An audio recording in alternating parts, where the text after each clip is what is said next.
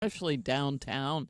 I don't know if it'll all be gone. There is a lot of meltage going on, though, which is not a bad thing. Fred, how are you this afternoon? Hey, I'm good. Didn't really say hi to the Hall of Famer, which is kind of embarrassing on my part as we start the weekend. I'm supposed. There we go. Thank you, Kenny. Ladies and gentlemen. Who watched the Grammys last night? Did you watch the Grammys? No. I didn't watch one second of it, and then you knew the whole. For me, the mystery was going to was because there was rumors Friday. Springsteen goes to Minneapolis. Is he going to open the Grammys with Streets of Minneapolis, which is, by the way, just a terrible song outside of everything else? Well, that didn't happen. Oh. I guess he went. No, they didn't do that. But everybody that went up there. And it was a big night for Bad Bunny, Sue. Oh, I saw that this morning. We're going to see a lot of Bad Bunny, next Sunday at the Super Bowl halftime show. They have this Turning Point USA has this alternative halftime show that they're doing. And I think it sounds relatively intriguing. You've heard about that, Fred? Yeah, I have. It's what some is good artists. What is it's it? the well, now you're going to make me give you the list. It's the All-American. They're calling it the All-American halftime show, which the Where? Athletic.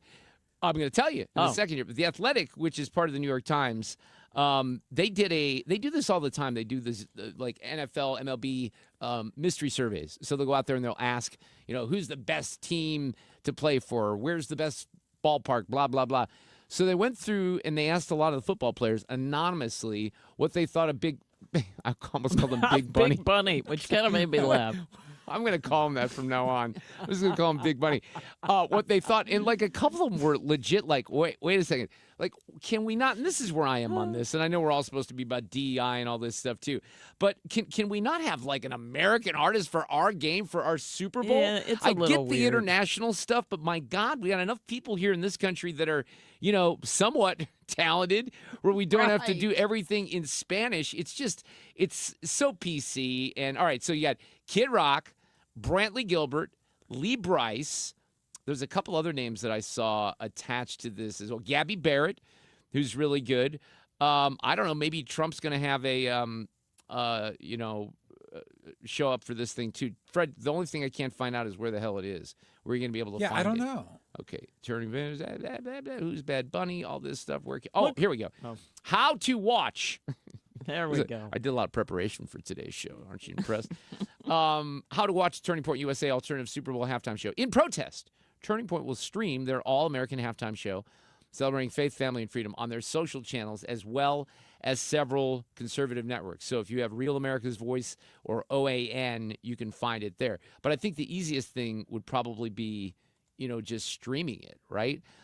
I'll have a hard time not watching Bad Bunny just because I want to see what it's like. And I even opened myself up to a few weeks ago where I said, you know what? There's a lot of rhythms in his music, a lot of horn section stuff that I was digging. But if he's going to go up there and wear a dress like we're hearing and do all this nonsense, here he is last night, of course. Before I say thanks to God, I'm going to say eyes out. We're not savage, we're not animals, we're not aliens, we are humans, and we are Americans. One of the things that I think continues to happen, this has happened for, as long as I've been doing, talking on the radio, is that there's a really, really difficult distinction that the celebrities, the artists, the Democrats seem to be unable to figure out the difference between legal and illegal. It's just unbelievable. They act like we're going, hey, if you're legally in this country, we're picking you up, we're kicking you out. It doesn't matter if you're a citizen. Well, that's just ridiculous. And then the there's animal thing is annoying. Which part of that? What? We're not animals. Oh, what? right. What are Well, you talking about? You're because- just illegally in a country. Right. That's Well, it. Trump has, in fairness, Trump has made comments like that. But again, not about Hispanic people, about really, really bad criminals. Yes. People who are killing, young women like Lake and Riley. That's where he is referring to it. There's Billie Eilish. And I'll be honest with you, I never quite understood completely what the attraction is for Billie Eilish. However, in the last 2 years, there's been a couple of songs that I've liked. I've seen her in concert at a music festival, and I've never quite understood. And then last night she says this. We just need to keep fighting and speaking up and protesting, and our voices really do matter, and the people matter. And I say sorry. So she did the, the F ice thing too, and then the first thing that comes out about her is, actually that wasn't the cut I was looking for there. That wasn't the stolen land cut, was it? No. Where's the stolen land cut? I thought I sent that one to you. Should be there. Where is that one here? Do we not have that one? He Yeah, I said you know. have to go up. I am going up. I'm not sure where it is because I wanted to hear what she said about that. I just don't see that right now. Anyway, she that was the one I was looking for because I wanted to make the point that she's talking about how we all live on, everyone here is legal because it's all stolen land, right? Including apparently the $14 million mansion that she lives in. So is she willing to give up her stolen land that she's... It's a solid question, Mark. It is a good question, but they just are so full of themselves and so narcissistic. It is unreal. And that's why I didn't... the Grammys used to be a pretty important night for me as a music fan. It I'm really sure. was. I mean, I'm for sure. years and years and years, I wanted to, figure out... First thing you want to know is who's going to perform because you want to see people perform. It's a long time since that's happened because you don't know any of the music. Here it is. No one is illegal on stolen land.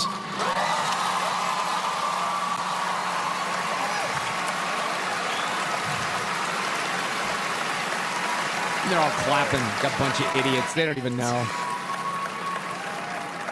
Yeah, it's just really hard to know what to say and what to do right now. And I feel really hopeful in this room, and I feel like we just need to keep fighting and speaking up and protesting, and our voices really do matter, and the No, they people don't. matter. And No, they. I say sorry. Yeah. They don't matter. They simply don't matter. But again, if you're so guilty about stolen land, then every damn celebrity in that room should give up their property. Yeah. And give it back.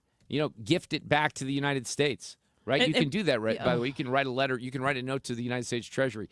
Just kind of sign your title over because you're guilty about the stolen land that we're all sitting on right now. And then, you know what else you should do? Shut the F up because we don't care. Now, Bill Maher said this. Now, this was on Friday night. He knew this was coming, though, because he's heard it all week. Ricky Gervais once told the award show crowd, "Don't use it as a platform to make a political speech. You're in no position to lecture the public about anything. You know nothing about the real world." And of course, this is where celebrities say, "How dare you? We're citizens with just as much right to speak out." Agreed, you absolutely do. I'm just saying, don't. It's having the opposite effect of what you want. I know it's very important to you that you feel that you're making a difference. So let me assure you, you are. You're making independents vote Republican. Yeah, there you go. You are making a difference. Being talented, which you are, isn't the same as knowing things or having the credibility to advise people on their politics. You rail against privilege, but you avail yourself of the greatest privilege of all, to remain clueless. So I will say this, outside of Bad Bunny's music or anything like that, I don't want to sit there during the Super Bowl halftime show and be preached at about immigration or race or gender or any of anything. that. I want to watch a football game. And I used to be able to enjoy the Super Bowl halftime show as entertaining. Now, that's not completely out of the question at this point, but I think it's more in question than it was after, last night. And there's Billy Bob Thornton. He keeps saying things that are awesome. He's going on, I guess he's just promoting Landman and a bunch of other things. He goes on Rogan's podcast. There's something about having heroes that are unattainable for you. That way they can stay in that magic spot. So I think we've lost magic and mystery and all these things. You know? It certainly happens when you hear actors talk about politics. When actors become activists, it's like, okay. Yeah. Oy. Oy. I donate to a lot of charities, mainly children's stuff, but nobody knows it. I don't go to the award show and talk about it when I'm getting my award. It's like Ricky Gervais said in that skit of his. He said, look, come up here, accept your little award, and f*** off. Yeah.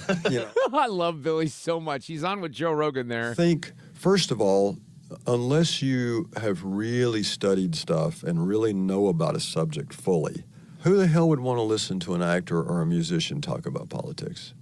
You know what I mean? It's Right. like, Yeah. Are we supposed to follow this? I mean, if we are, what if they lead you down the wrong road? And, and politically, I call myself a radical moderate. I'm like very strong in my opinions. But my opinions don't belong to any political party. And, I just look at what makes sense. And I think we need a common sense party in this country. That's actually what I think we need. Yeah. It's just figure it out. It's pretty easy to figure out what this is all about, A non-ideologically captured party. I think there's a lot of radical moderates out there, I really do, and the problem is just the money. I mean, we've been talking about this, an independent party, a common sense party. Yeah, it's great, but the Democrats and the Republicans have such a stranglehold on everything because of the way the system works with money. I'd love to see someone pop through and be that independent candidate. The best person that could have done that would be Donald J. Trump, and he decided to be, a Republican. One thing I want to start the week with, because this is so exciting, I can't believe they're going to be here very, very soon. We have our schedule set for Fish Fry Fridays. Now, we started this, I think, about 3 years ago, and we go on the road during Lent and do live broadcasts on Friday. We do the live roundtable, all the fun stuff in the 4 o'clock hour. We may have a guest or two on live in the 5 o'clock hour. We're going to start on the 20th. Believe it or not, the 20th is just in a few weeks. Holy Trinity Serbian Orthodox Church. That's here in the city. Oh, it's a pretty Yeah, church. it's great. We've done that one before. The Knights of Columbus Hall in Cottleville, which is a return, and I don't think we've ever skipped them because we love it out there. We do have to book flights to Cottleville, but they're real cheap. We do. Southwest says we have to pick our seats now when we go out there. The VFW Post in Florissant. I don't know. Have we been to that one before? That one might be new. I don't think so. St. Mary Magdalene in Brentwood. Yes. And then Queen of All Saints on the 20th of March in Oakville. We've been there before. And then Otts is going to close it out in Millstadt, Illinois. We had a great time there last year. Yes, we did. So the Fish Fry Friday calendar is set. You're going to hear a whole lot more about that coming up. All right. I got Gary Abernathy coming up. He's going to talk about climate change and how often these climate alarmists are wrong. Brad Young's going to join us with some legal stuff at 3:30, and we'll get into a Monday edition of Stu's News in the next hour. Catherine Hanaway, the Attorney General, as well. Hey, not bad right now. We had a pretty good commute this morning as well. Quiet through North County on westbound or eastbound 270. Westbound 70 out of downtown looks great. 6440, just the beginnings of some volume headed for Hampton. Then it opens up. 44 westbound slowing at 270. Southbound 55 was slowing as you approach Bates, just in the construction zone there. And if you're headed into Illinois, things look great on the bridges downtown. This report brought to you by Point with an E Pest Control. I'm Sue Thomas, and that's traffic on 97.1 FM Talk, St. Louis Conservative.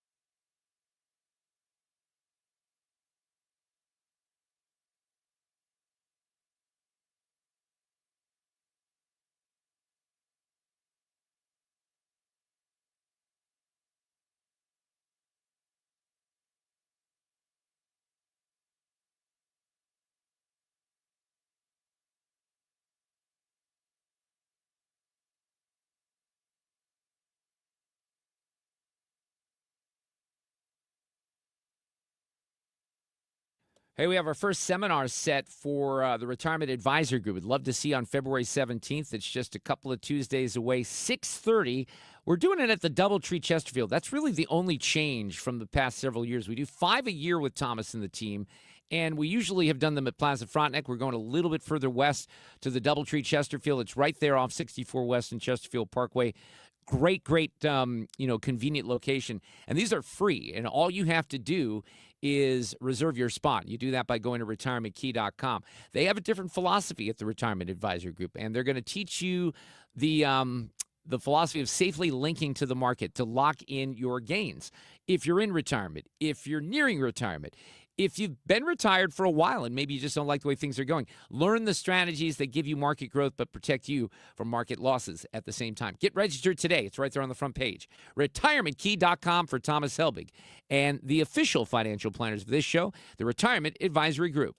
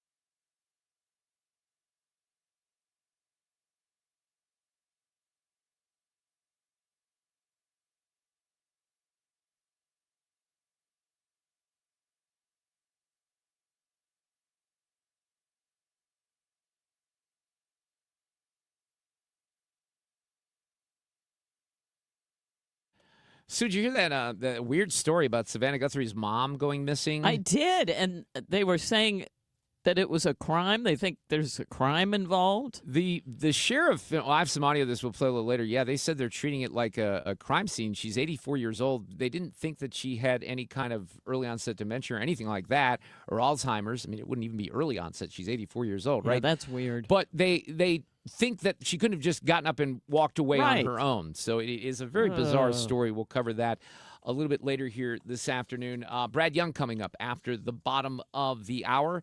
I have a you'll love this story. I had someone reach out over the weekend with a story about dog-friendly ice melt.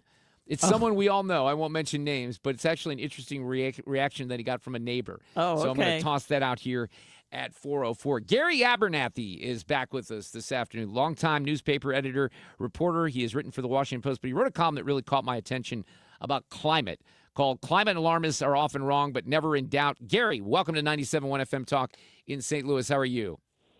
I'm great, Mark. Thanks for having me. Good to be back with you. I often go on rants against the experts here on this radio show, whether they're medical experts and some of the things that happened during COVID, or on some of this climate stuff, which I've always described myself as a lukewarmer. I don't deny that the climate has certainly changed and is changing. I don't know how much we're contributing to it, but I certainly know that we can't do much about it unless we all wanted to live in like 300 square foot boxes or something like that. But on the experts, Gary, let's just get started this way. I love this because the experts are never right. I don't know why people keep believing them. Earlier last year, the forecast was for another really active hurricane season in this country, and it couldn't have been lower. Could not have been lower. So what happened there? They got that one wrong too, didn't they? They did. I believe we had. Did we have no active hurricanes in the hurricane season that hit landfill? That hit, landfall in the United States. Not in the contiguous United States. I think that is correct. Right. Yeah. Now, we had them elsewhere, and no one denies that. And we'll always have hurricanes. And thank goodness we didn't have any bad ones that were in the mainland of the United States. But that was counter to predictions going into the season, the experts, as you say. But your column was really kind of, you can go back decades, and I've been covering this stuff for decades, and, it never really had, to me, a lot of credibility. And then year after year, or you want to say decade after decade goes by, you start looking at predictions from the 80s, from the early 90s, and Al Gore's period and all that. And so many of these things have never even come close to happening, Gary. No. And yet the media still focuses on these same sort of experts. They love the gloom and doom, the most alarmist predictions, get the headlines and everybody. And the worst thing about it, Mark, as you know, is then the governments start to adjust their policies to meet these future predictions, which usually means costing us all a lot more money. It usually means driving more expensive vehicles, paying more for gasoline, paying more to heat and cool our homes. And then, 10 years down the road, you say, well, that didn't really work out that way. But it's already too late to go back and reverse the economic damage that was done by reacting to these predictions. So you mentioned someone in the column, Noah Kaufman, who wrote a piece that was in the Atlantic. For a little while, I had a subscription to the Atlantic, and then I just couldn't take it anymore because of the left-wing bent. But this guy had a little interesting spin in a publication that's by any, not conservative at all, not even close, right? Yeah, exactly. And I was impressed by it. I don't know Noah Kaufman. I just read his article and read a couple of others that he wrote after I read this one. But he takes an approach in this column, and there should have been a link to that column, and I don't think it appeared. I don't think it showed up online. I linked to it originally, but anybody that Googles Noah Kaufman, The Atlantic, will find this piece. But he basically says, look, we've got to do a better job of admitting what we don't know. And again, my understanding is Noah Kaufman's a believer in man-made climate change. He was part of the Biden administration, and I think he's been doing this in other areas for a long time. But he said, look, let's just admit what we don't know. Let's quit trying to scare people and have a more reasonable conversation about what we can do and what we don't know, and just admit we don't know all the results of what we believe in. And I think, Mark, if more people would take that attitude, we could have more of a reasonable conversation to it. Because you know what? If there are things we can do to reasonably help the climate, help the environment, I think most people want to do that. If installing a solar panel on your house is going to help save you some money on electricity and help cut back on your electric bill, in addition to traditional ways to heat your house, who's opposed to that? That's fantastic. But that's why I point people to that column. Please, go read that. And if more people took that point of view, I think we'd have a more productive conversation about it. I often go back to, and this goes back a ways, and I can't believe it goes back this far, but in 2013, there was a piece that was in the New York Times that I hooked up with a guy by the name of Richard Muller. I think he's still around. He's at Berkeley. And he used to be someone who did not believe in man-made global warming, but he was, at the time that I spoke with him, and I don't think that he's changed his mind, he believes pretty strongly now that we have caused a lot of this. However, he was at least honest enough in this piece in the New York Times in November of 2013 to admit that this whole nonsense, and this happens with hurricanes, and here in the Midwest, it happens with tornadoes, that actually tornadoes have been weaker over the last, 50, 60 years and decreasing. And, some of that's kind of not matching up with what the alarmists say. So he was honest about this. And then one of the things that I remember asking him, and he said this, look, if we turned, maybe the math's a little different right now, if we turn this country off, we flip a switch, right, in the United States. Yeah. You can't do that, but let's say we do. Shut it down. Within a year and a half, 2 years, the carbon emissions would be at least the same, if not more, because of China and India. Yeah.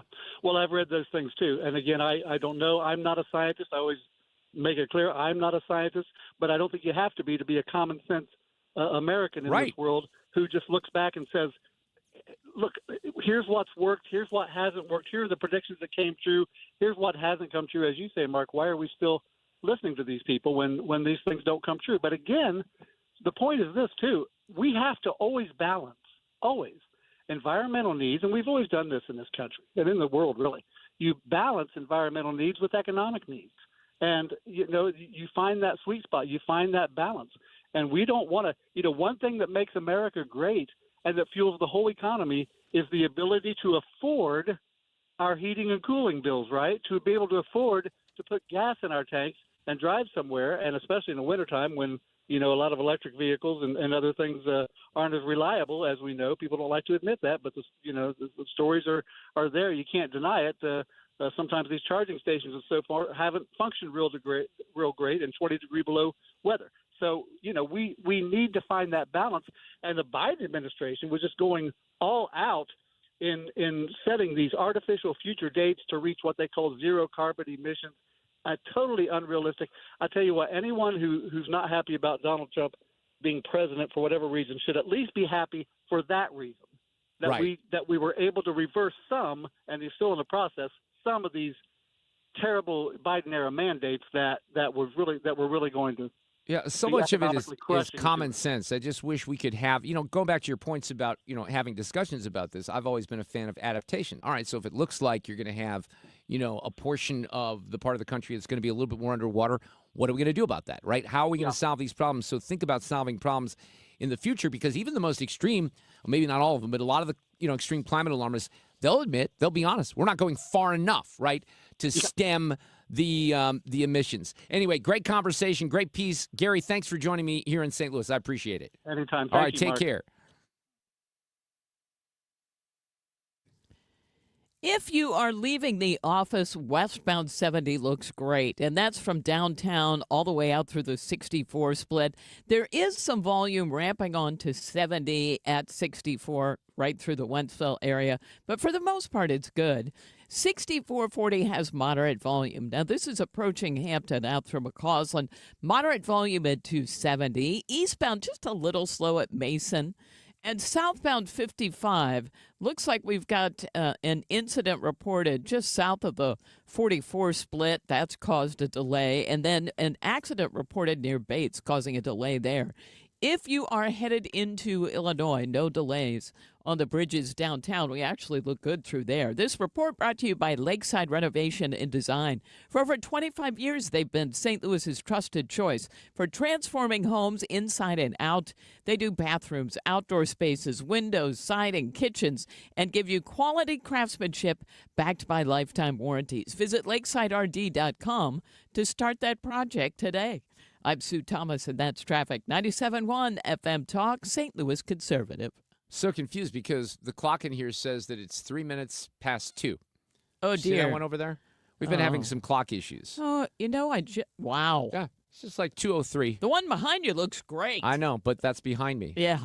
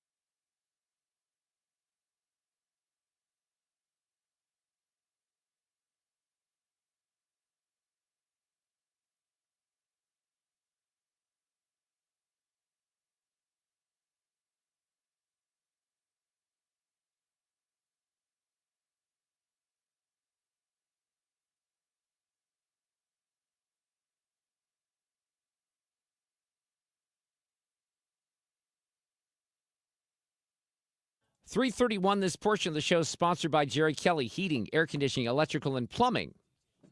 Okay. Do we?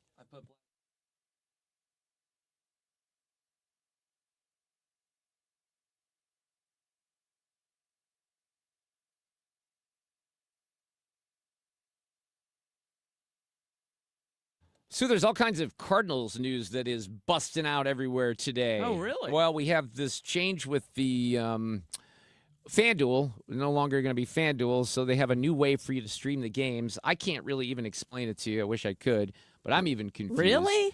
Well, it's going to be on the MLB app, and how I get it. I don't want to get into the weeds here because this gets confusing, but I get my FanDuel through Amazon Prime. That was what happened when all this blew up a couple of years ago or last year, whatever. So that's where I get the Blues games as well. Well, this is different, and they're leaving FanDuel. I don't think the Blues are, which makes it even more confusing. But then this just happened.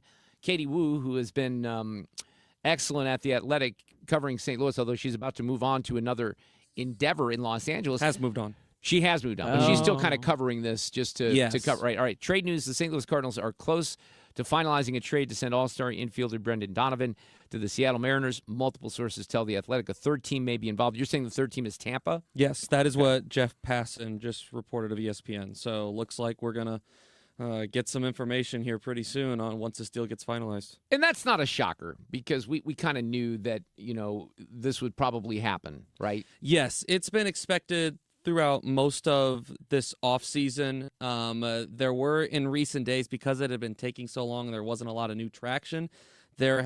People were starting to wonder if maybe they were going to hold out and he was going to remain in St. Louis. But yesterday it started picking up again, and now it looks like this is going to happen pretty soon. All right, we'll keep you posted on that. We do have Frank Cusumano coming up the next hour. Can you please give me one bit of information, Ethan, since you're in here with me? Where is Brad Young? Opal 6. There we go. Hi, Brad. How are you? People have been asking, where's Brad Young for a long time. It's kind of like, where's Matt Lauer? No, sorry, I wasn't. If Ethan did tell me. Oh. Well, that was a bit. You remember that? It was a bid, but We can't say his name because of a Me Too moment thing?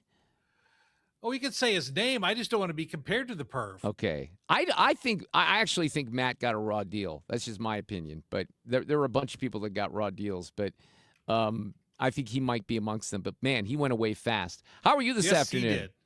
Yeah, he dropped out faster than my hairline. I'm doing just fine. I'm doing great. And I haven't talked to you in a while, so it's great to be on with you. Well, I wanted to go back. I texted Fred on Friday. We didn't really spend a lot of time on this, and, the networks did a little bit. Luigi Mangione was back in court, and I was a little confused as to what his lawyers were trying to do in this particular case. Now, is some of this a little confusing because there are state and federal charges potentially? Yes. Okay. Yeah, let me go through this because it is very confusing, but I can break it down quickly and easily. And that is, number one, under New York law, there is no death penalty at all under state law. So the only way Mangione can get the death penalty is under the federal charges. But of all of the charges he has, there is only one charge that could carry the death penalty. That's what's called a federal murder count. Now, in order to qualify for the federal charge of federal murder, it has to be a murder that was also done in connection with a qualifying, quote, crime of violence, unquote. And what prosecutors were arguing for in New York was that the stalking charges qualified as a, quote, crime of violence, unquote. But the judge really, I think she wanted to keep the charge on there because she kept apologizing for saying, but there's no evidence on the stalking that he Mangione ever encountered the decedent and threatened him, or the decedent Brian. I'm sorry, I forgot his last name here at the moment. Brian Thompson.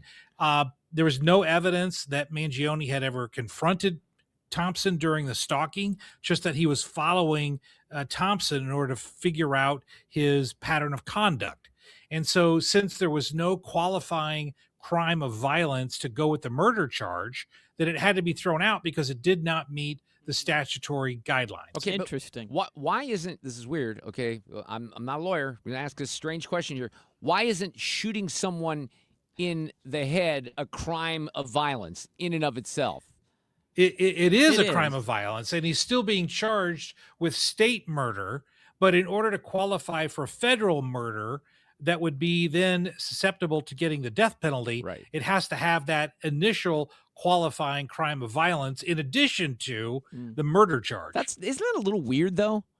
It's very weird, but that's the way the federal statute is drafted. And the reason why it was drafted that way, I don't like it particularly, but I can tell you the reason why is because it does carry the death penalty. The drafters, it was passed by Congress. Their feeling is that just one attempted murder or one a murder charge isn't sufficient under federal law to justify the death penalty unless it's accompanied by something else. Yeah. Well, I still think that's a little weird, but in the end, the kid's going to be in prison for the rest of his life. I mean, unless they no completely screw this question up. about it. Right. And listen, I mean, I'm not trying to be graphic here, but he's a cute guy, and you know what happens to cute guys in prison who are there for life. So perhaps life imprisonment may actually result in more pain and anguish than the death penalty. But, Brett, I cannot believe when they show, and this is a little bit of an undercovered story, and probably deservedly so, just because of everything else that's going on around the planet right now and in this country, but the people that are supporting this guy and holding signs and holding him up as a hero is just revolting. And it seems to only be growing and not going in the other direction. Well, it shows you how the people protesting in Minneapolis right now are disingenuous, because they're out there saying this violence is unnecessary, this violence is illegal, this violence is unconstitutional, but these same people are saying yay for Mangione and he should be set free. So apparently from the left's perspective, violence and murder is only against the Constitution when it violates their political principles. Right, exactly. On the topic of Minnesota, obviously it was pretty, I would say, not following everything in the news over the weekend. It seemingly was pretty quiet, based on what had happened the 2 weeks previous. And Tom Homan may have, calmed nerves just a little bit. But your thoughts on how that kind of all unfolded last week in the aftermath of the Preddy shooting? Look, you know me. I'm a guy that wants to follow the Constitution, follow federal and state law whenever possible. In fact, always, not just whenever possible, always. And I do have some problems with what some of the ICE agents were doing, is specifically entering homes without an actual judicial warrant. They were entering homes based upon an administrative warrant, which under the Fourth Amendment is not sufficient to go to a front door with a battering ram. So I'm against that.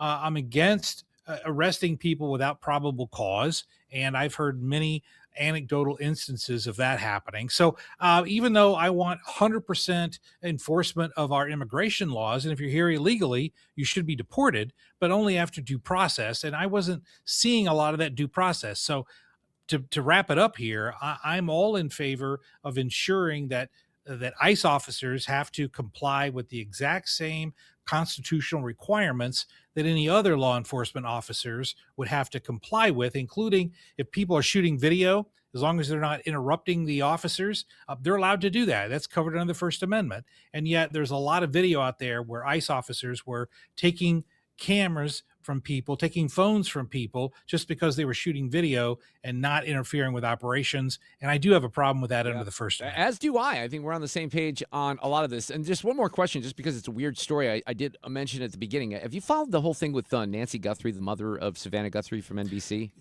Yes, I started following it this morning because a lot of days when I'm drinking coffee, trying to come out of my sleep coma, I'll watch the Today Show, and it was covered quite extensively. So yeah, I'm up to date on that. Yeah, it's weird. I'm going to play a little audio here, and they definitely say it was a crime scene, but they're not really giving us any information. They said it's being investigated as a crime. We now believe, after we process that crime scene, that we do in fact have a crime scene, and that we do in fact have a crime. So it's just a bizarre story.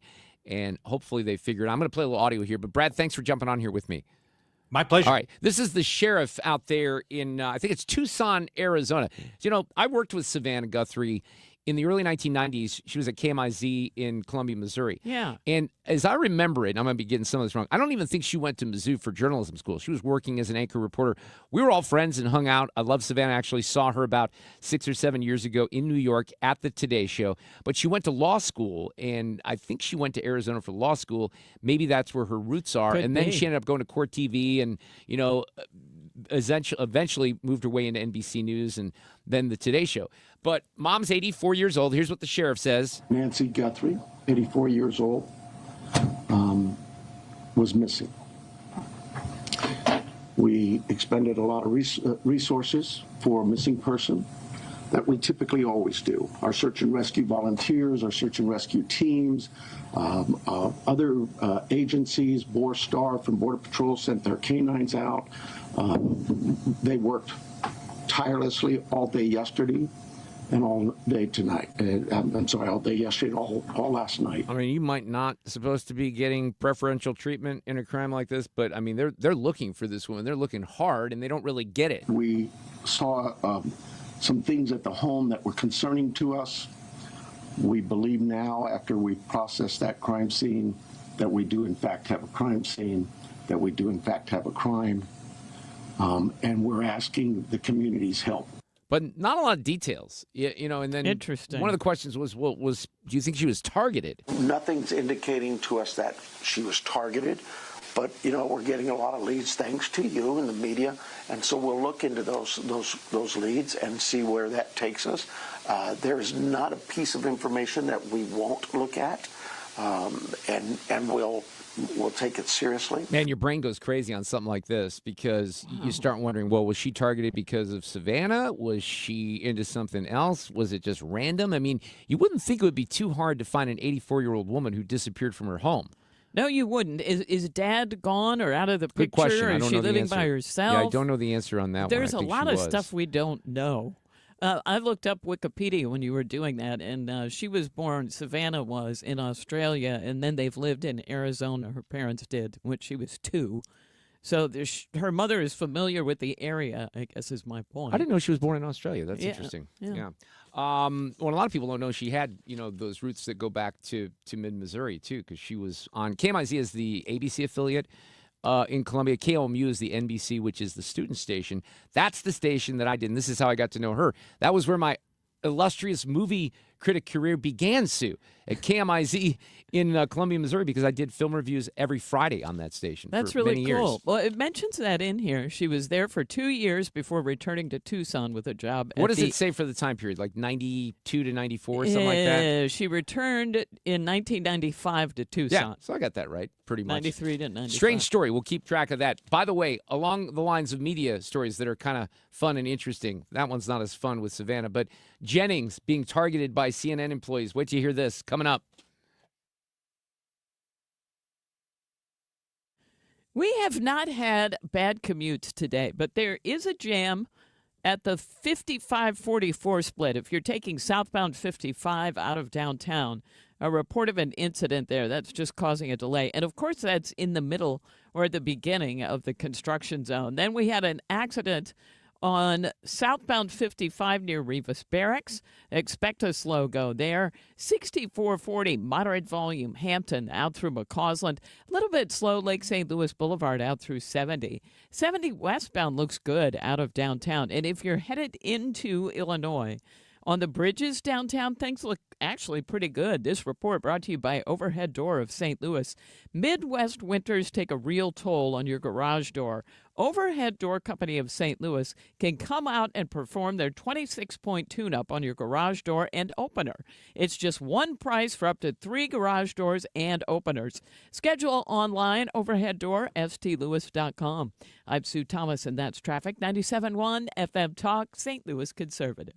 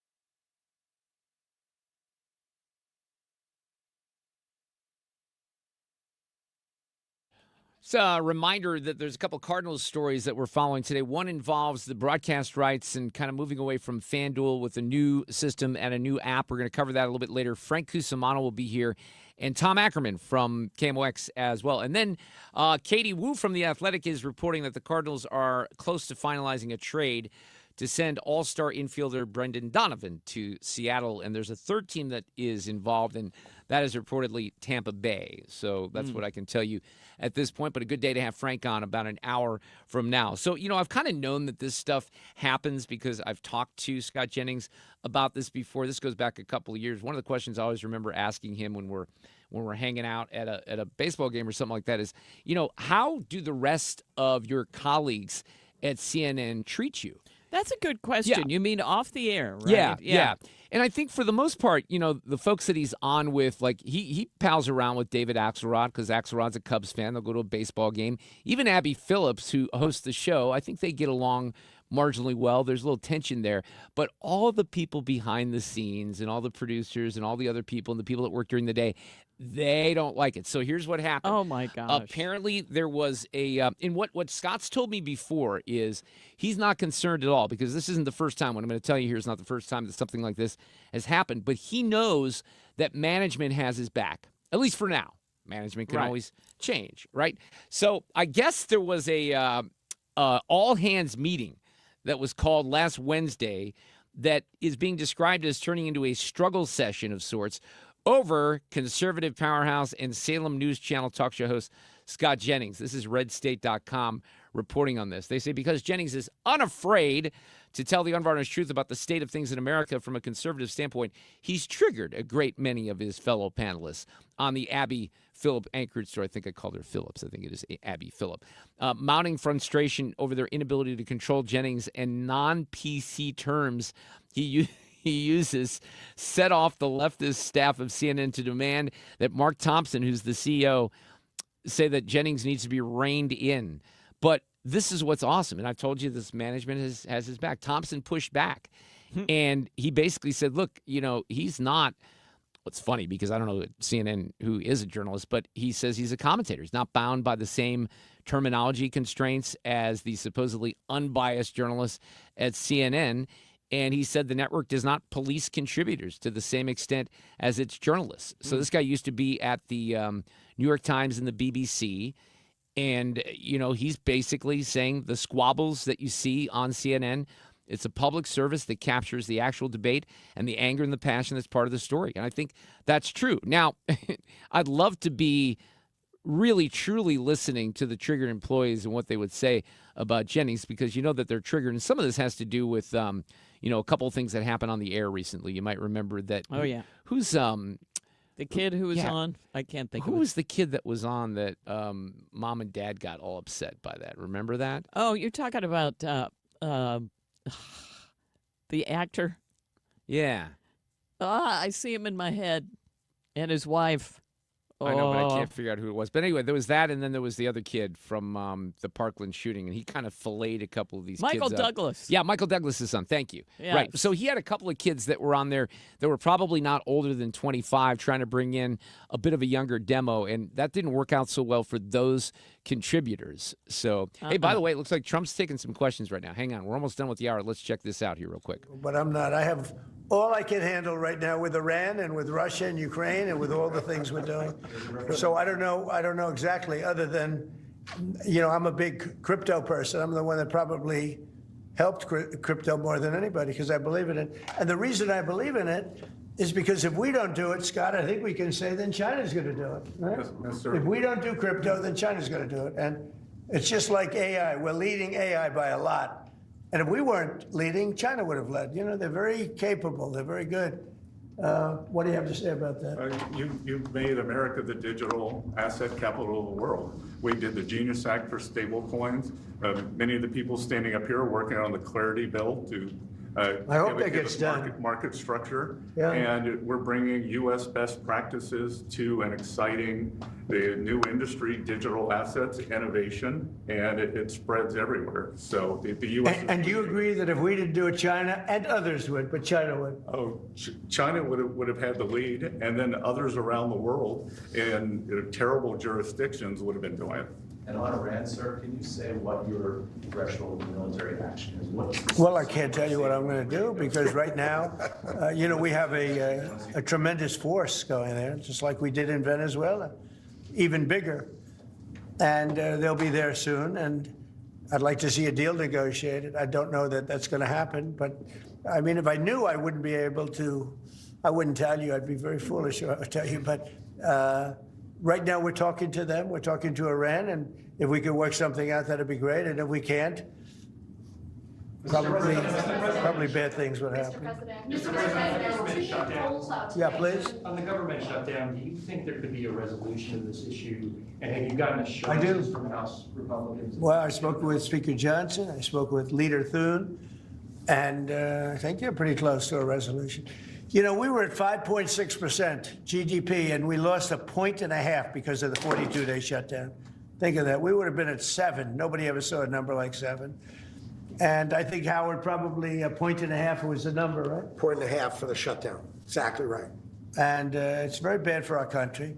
But despite that, we have the highest numbers we've ever had. We're doing well. We're going right through it. But I will say that I spoke with Senator Schumer numerous times, and I don't think they want to see a shutdown either. Mr. President, are you going to that's President Trump live, a bit of a gaggle that started a few minutes ago. I thought we'd sample that. We'll let you know if anything else comes out of that. We got to take a break here at the top of the hour for Fox News. We'll come back with an update and a little call for action on something that we do each year here in St. Louis called Heat Up St. Louis. They're looking for volunteers. We'll talk about that. We have Sue's News and Catherine Hanaway, the Attorney General of Missouri, and Frank Cusumano, also a loaded 4 o'clock hour coming up.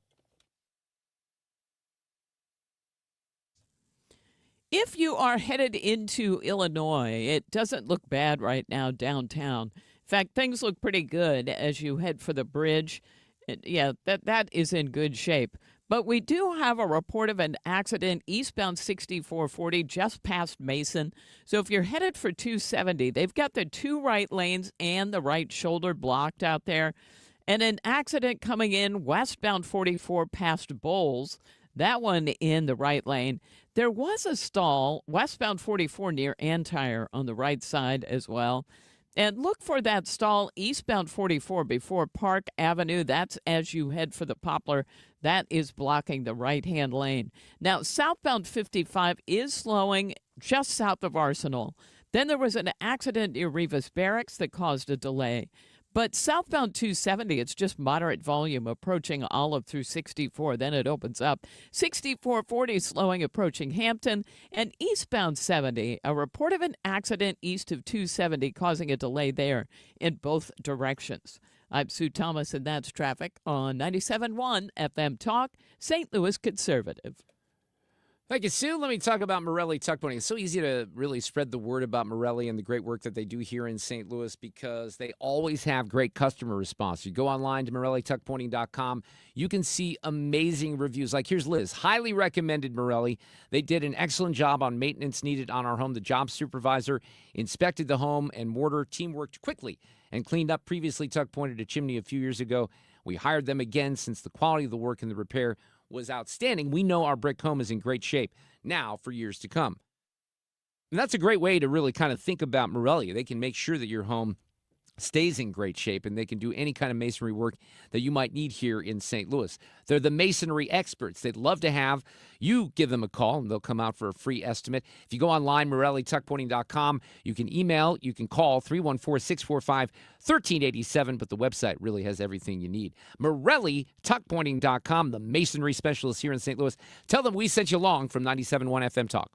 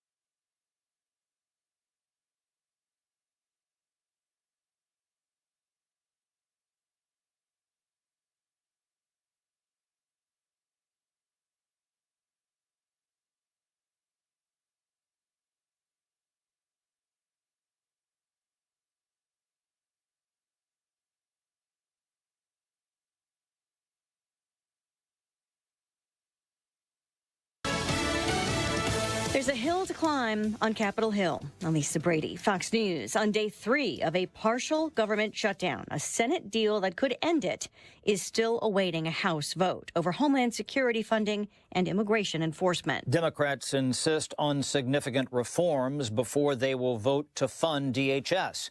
But some Democrats want to dismantle ICE. Even some Republicans believe ICE needs reform. Fox's chat program at the Capitol. However, some Republicans oppose changing what the House passed 2 weeks ago, a spending package that would have avoided a shutdown. Florida Congressman Byron Donalds telling Fox, once again, Senate Democrats have done nothing, proposed no solutions. They just want to go over there and complain, and then they want to kick it back to the House. I'm not interested in bailing out the Senate. President Trump is urging bipartisan support for the Senate proposal, though, funding most of the government through September with short-term funding for DHS. The president also pledging to negotiate in good faith on the issues raised. Meantime, Homeland Security Secretary Kristi Noem just announcing that body cameras will be deployed immediately to every officer in the field in Minneapolis, also saying that will be expanded nationwide. Cameras have been one of the top demands from Democrats in Congress after 2 deadly confrontations involving federal agents in Minneapolis. President Trump just announcing a new strategic reserve of critical minerals. Just as we have long had a strategic petroleum reserve and a stockpile of critical minerals for national defense, we're now creating this reserve for American industry. Critical minerals now widely used for today's high-tech products. Having a resilient supply chain is critical for our nation, and it's critical for all industry, especially the auto industry. GM CEO Mary Barra among the executives in the Oval Office for that announcement moments ago. America is listening to Fox News. Hear that? That's Mike. He took ZzzQuil Pure Z's, so now he's sleeping soundly on a Sunday night. ZzzQuil Pure Z's are fast-acting melatonin gummies with a complementary botanical blend to help Mike get the sleep he needs to wake up refreshed and ready to conquer Monday. Let's do this Monday. ZzzQuil Pure Z's, just for sleep. Really great sleep. These statements have not been evaluated by the Food and Drug Administration. These products are not intended to diagnose, treat, cure, or prevent any disease. Use as directed. Hey, can you blow up some balloons for Jack's party? I can't. I'm so congested. You need Sinex Saline from Vicks. Sinex Saline Nasal Spray. Yeah, just Sinex. Breathe. Sinex Saline instantly clears everyday congestion associated with colds and year-round allergies with a gentle, ultra-fine mist that's no mess and easy to control. Daddy, we need more balloons. On it. Enjoy life's important moments without congestion. Try Sinex Saline from Vicks. Just Sinex. Breathe. Use as directed.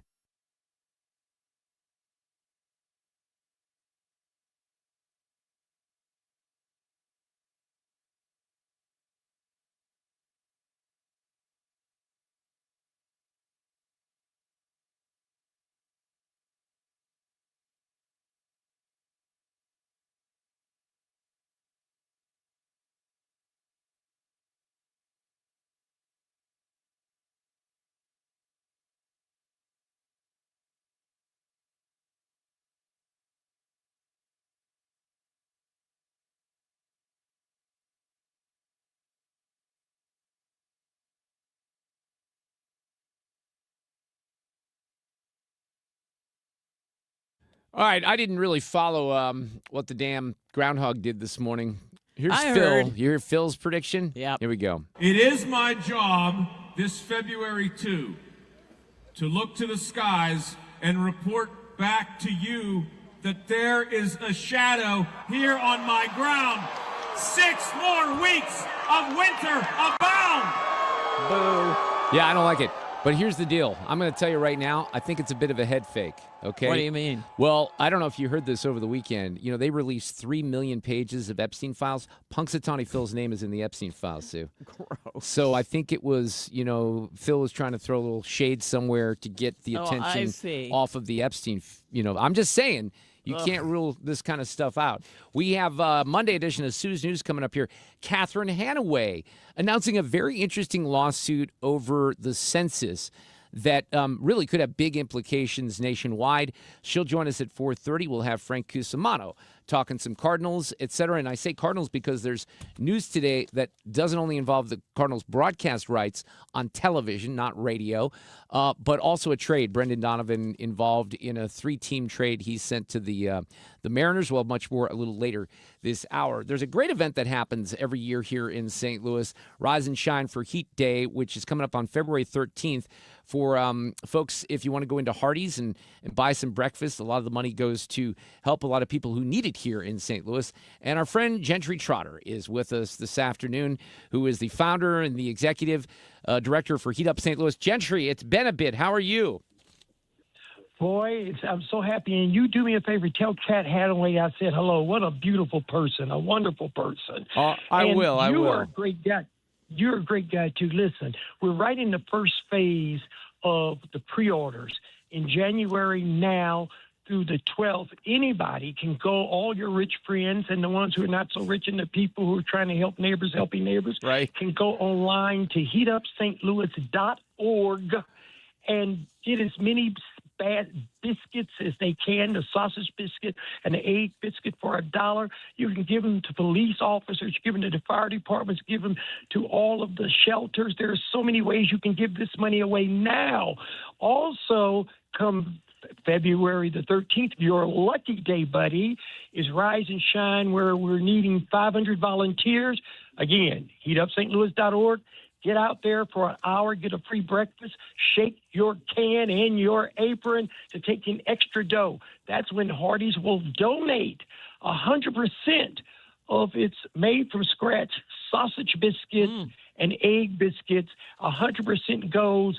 And you know what? Since they've been doing this with us, they've raised over $8 million themselves. We've been in business, as you know, for 26 years. Next month, we raised over $52 million and impacted the lives of 1.9 million people in Missouri and Illinois. We've grown, buddy, because the need has grown. And we're not talking about just low-income people. We're not talking about the disabled, the veterans. We're talking about people living paycheck to paycheck. This money for Hardee's, it's for them. It doesn't have all that government troubles and trying to jump over this hurdle and having 52 pages. Heat Up St. Louis funds for Rise and Shine will help a lot of families right about now who've fallen on their luck a little bit, had a little problem, laid off for a couple of days, etc. So they're the ones we're trying to really help throughout the metropolitan in Missouri and Illinois. We're excited about it, and we're excited that you're helping us. So two ways really to help, just kind of focusing on this. One, you can volunteer, right? And you need volunteers. But also, I want to go back to the pre-orders because the companies can actually work with like a particular Hardee's restaurant or a manager right there in their area, and they can order the pre-sale sandwich for their staff, and then they'll deliver them? No. You got to pick them up. No. But you got to pick them up. Too good. Yeah. You have to go to heatupstlouis.org and you register them there. And you pick where you want to pick them up next day. I got it. You can do this every day of the week up until the 12th. And you can do it every day. Now, we're talking about 2 and 3 and 800 biscuits.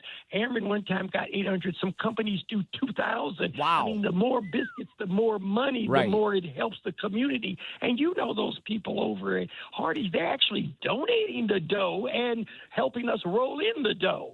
That's awesome. Good. All right, well, here you go. Go to heatupstlouis.org, Gentry Trotter. Good luck with everything. We'll get the word out here for you, okay? You're still my favorite guy. God bless you. And hang in there. And I know last night you were like everybody else. You didn't even have an idea who those musicians were last. I ain't never heard of those singers. I know, Gentry. Me neither. Where did they come I from? didn't tune it in for 1 minute, believe it or not, on the Grammys. And it used to be important to me. In on the well, you know they're going to go and talk about other stuff. We can't do that now. But the bottom line is that I didn't know anybody. There are no more great bands. There are no rock and roll. There's no fun stuff anymore. These people, I never heard of them. Thank you, Gentry Trotter. You have summed it up. I appreciate it. Take care. Have a great week. He's right about that. You know, that's why I brought this up with Tim Summer the other day. What was interesting is, and I don't have the list in front of me right now, but if you would go to the Brit Awards, which is kind of, not kind of, it is the Grammys, the UK Grammys, you'd see acts that you would know and you would recognize, like rock and roll bands and stuff like that. But we're well beyond that here with our Grammys, which is kind of turned into a joke. All right, I want to toss this out. We all have dogs, right? Yep. We all walk our dogs. I got an interesting text from the weekend. I don't think I want to identify the person here. We all know him, but I want to be careful here just in case, because I'm not sure how this is going to go with the group here and what you guys will say. Let me get to the specific text and make sure. All right, here it is. Some woman I had never seen before in my neighborhood was walking her 2 golden retrievers. All right. She walked by my house and asked if the salt I was putting down on my sidewalk was pet friendly. I told her that I don't have any pets, so I really don't have to think about that. Oh, boy. And oh, dear. Doesn't it sound like something I do? Kind of. But it's not, though, because I have pets. So that's not irrational. Well, that's the thing. So hang in there. Right. Because that's a good point. Yeah. Okay. So he says, I don't have to think about that, and it wasn't pet friendly. She told me I should be more considerate of pets, and I said that considering I'd never seen her before in my neighborhood, I didn't really care for her opinion, and she was offended by my response. And the way that this person pitched this to me was, I totally had a Larry David moment earlier when I was shoveling snow. Yeah. And I said, that also sounds like a Mark Reardon moment. However, I would be for the pet-friendly stuff. The thing is I don't know, this is what's difficult even in that exchange. What was the tone? Because, look, right. I understand because I have dogs. I get the need for the pet-friendly salt, right? Sure. Although half the people haven't even done their driveways anyway, so you're going to be in the street. Well, there's no pet-friendly snow, so you got to realize that. But, I mean, did she say it like, hey, if you do the I'll drop you off some pet-friendly ice that you can use it the next time. That would was it be like nice. a positive approach? Yeah. Because this person who we all know is not someone who is typically, short-tempered, right? Yes. So I don't know. I mean, I do see the point of the woman, but like, I also see his point. Exactly. I don't have pets. I'm out here doing my thing. I don't have pets. Get the hell out of here. Get away from me. That's how I take it, too. I bought the pet-friendly salt. But you have a pet. Ice melt. I have a pet. Yes. I don't know if it works or not. Yeah, I was going to say. it was just covered with snow, and then I shoveled it away. Oh, you mean does it even work? Yeah, I don't know. I'm not sure. That's a good question. Well, I know if Jeannie Sullivan was listening from Pet Supplies Plus, she would be a fan of the pet-friendly salt. Pet-friendly ice melt work. AI says generally, but they are often less effective at lower temperatures and melt slower than traditional harsh salts. Many use urea, which is safer for paws but less powerful. So while they effectively prevent slips, they may require more product and cost more. So I think it was Saturday night. Saturday night we had this is pretty cool. I went to this place in Kirkwood, like this performing arts center in downtown Yeah, it's Kirkwood. really nice. Oh my God. Yeah. So it was a band by the name of Black Magic. We have a friend who is in the band, the lead singer, Todd, and we went to see him on Saturday night, and great show. That place is mind-blowingly beautiful. It really is. I think it seats like 529. I haven't been in there yet. People rave about it. It's great. Yeah. It really is. But earlier, or maybe when we got home after that, because he just smelled so bad, I had to throw Max into the bathtub. Yeah. And it wasn't one of those situations, because then you kind of, I don't know how often you do the bath. Sometimes I'll have no leash needed, do one because they can do it, but it's expensive. But man, it wasn't only because he smelled bad. When I saw what the water looks Mark. I'm like, maybe we should do 2 baths a week, Yeah. We have a disagreement in my house. I feel as though we do not have to bathe each dog every week. Mike does not. He thinks we should do it every week. So we give the older one a break. Lulu gets a break, but he gives Oscar a bath weekly. Now, So I don't know that I'd have to do it weekly if he wasn't going to no leash because, he's playing with other dogs. They're wrestling. Exactly. He smells bad because of that, but I love it because he gets the exercise and all that. So if he was at home, I'm pretty sure we wouldn't have to do that as much. But, man, that was quite the bath the other night. I think Luna only gets a bath as needed. Well, see, now I think that's perfectly fine, Fred. That would be my stance. But I guess sometimes he does a rinse off and not the soap. Because I'm like, listen, you can't be doing But you could do that. Soap all the time. Even with the paws and stuff like that. By the way, Fred, you know this. Luna, you could put her in the dishwasher. Let's face it, right? She in the sink. Yes, exactly. Sink. Just hold your breath, Luna. It's going to be a little 1.5 hour cycle. I could do a 60-minute cycle on my dishwasher. Oh, well, I better examine mine more. We've got an accident reported eastbound 6440 approaching 270 in the right lanes, and it was backing up traffic there. Accident reported northbound 141 past Schneider Drive in the left lane. A stall westbound 70 past Zumbel. Watch for that on the right side. And a stall southbound 55 at Gasconade on the right side. Other than that, we're good. And really, we really do only have moderate volume. I just said really twice. This report brought to you by Point with an E Pest Control. I'm Sue Thomas, and that's traffic on 97.1 FM Talk, St. Louis Conservative.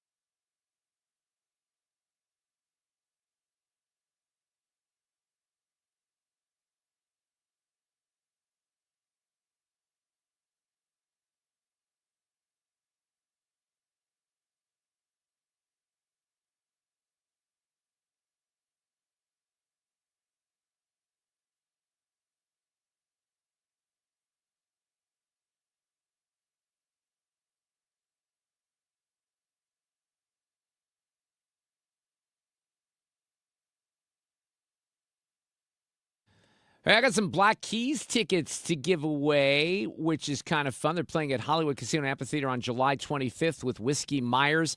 Tickets to give away every day this week, including a little bit later this afternoon. I did watch over the weekend, just on an entertainment note.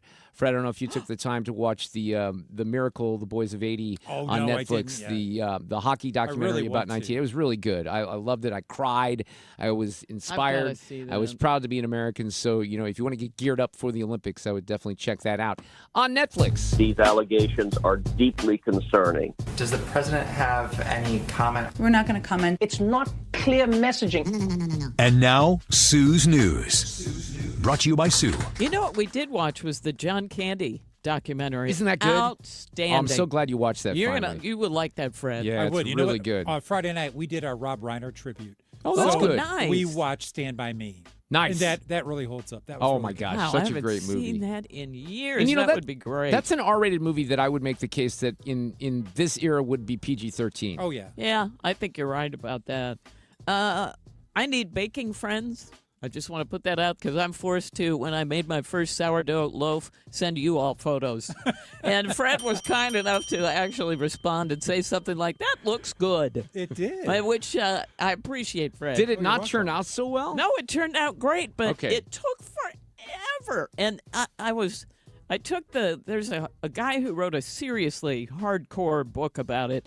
And I got it kind of went into the weeds, and I thought, do I really have to fold this every 30 minutes? But no.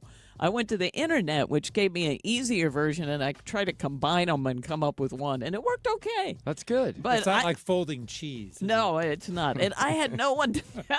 I'm like, poor Michael has heard enough about it. And I'm like, well, I'll tell these guys. I need baking friends. I even texted Lori Waters. She and I used to go to cooking class. But she says, I'm only a cook. I'm not a baker. Tell me how it is. Dang it. Oh. All right. So when you said that picture is like one, it looks like one big roll. One is that what loaf. it is? No, it's a like, whole loaf. Yeah, it's this big. Oh, okay. All right. Yeah, like a sourdough and about that tall. I mean, I'll keep at it and it'll get better.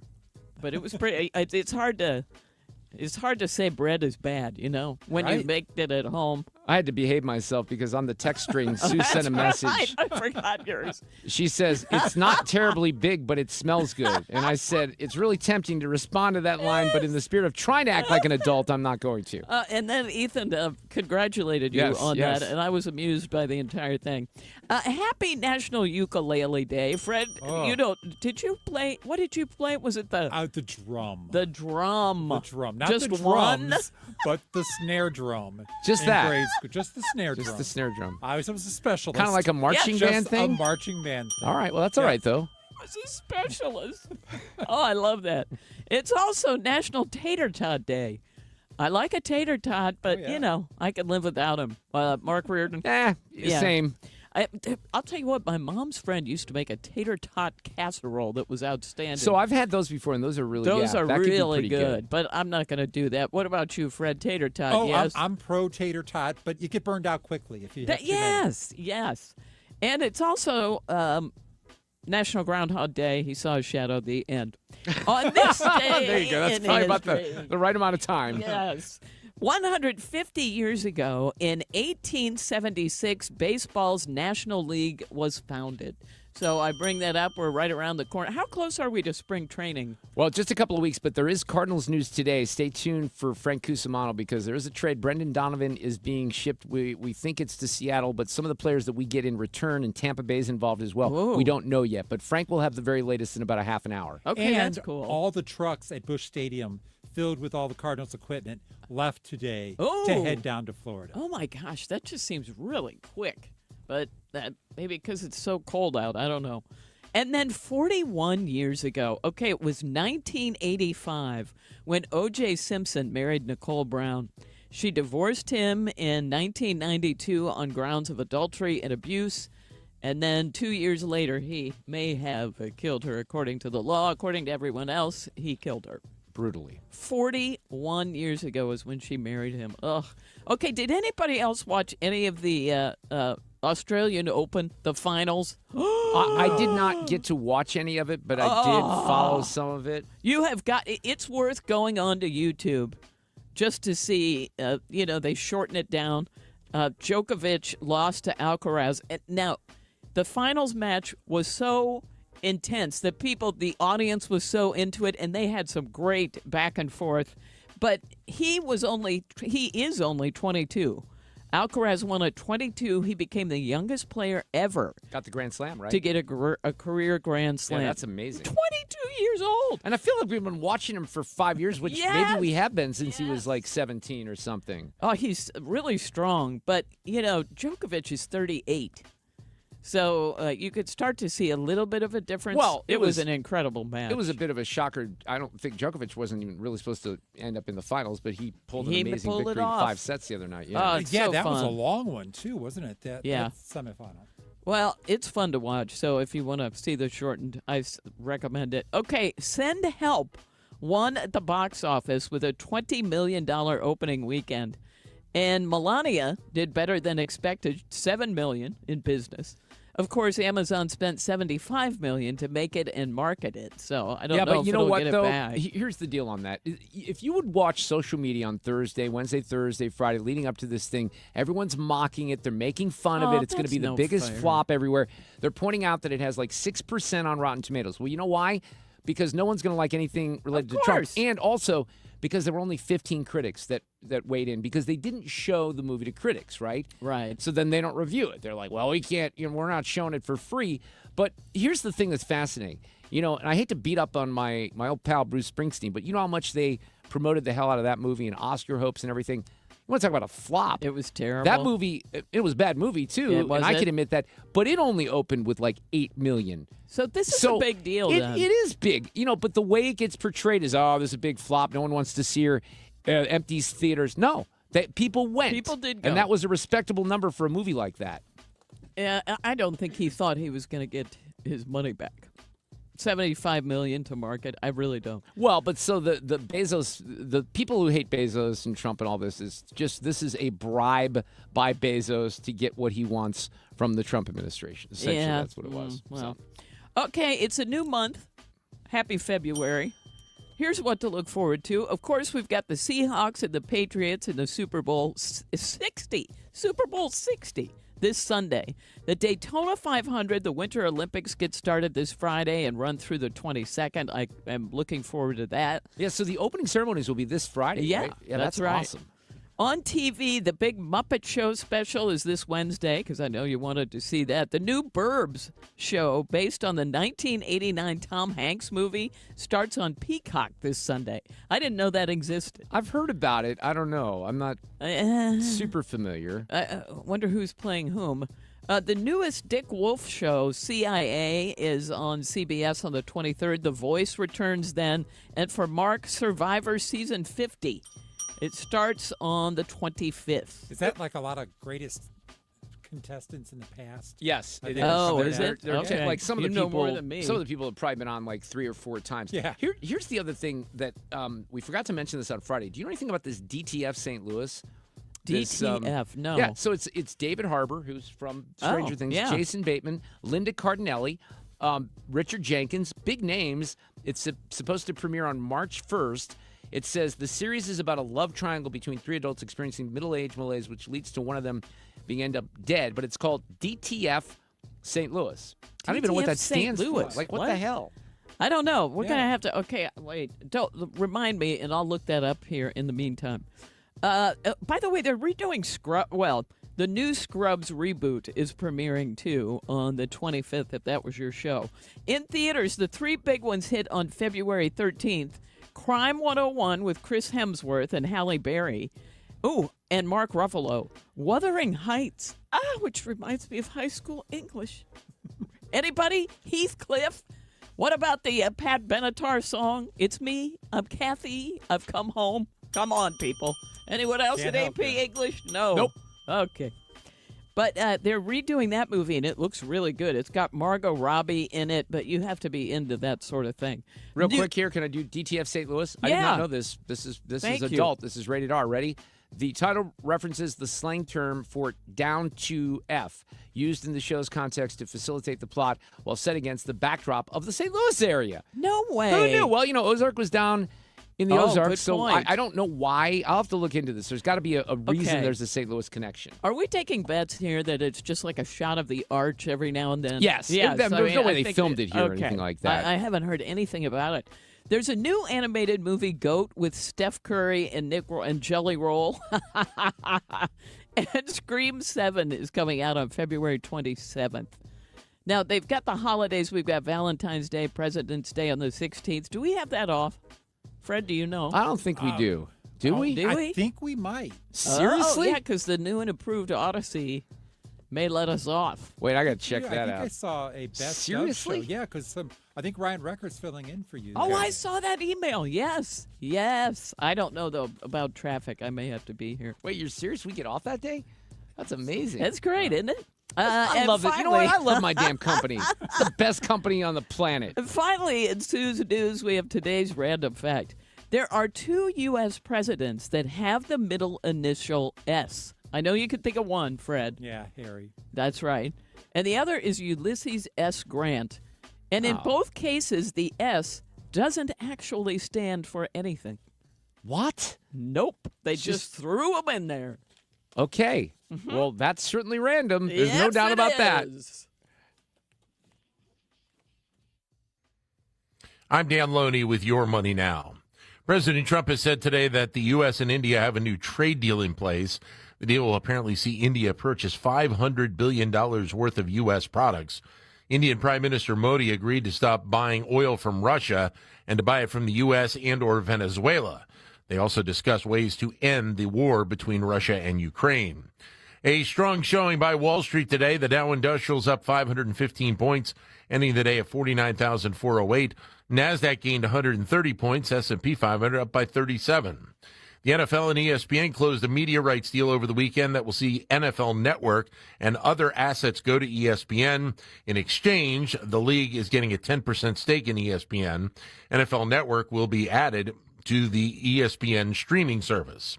And Friday's jobs report, it has been announced, will be delayed due in part to the partial government shutdown. That's your money now. Are you living with dry AMD?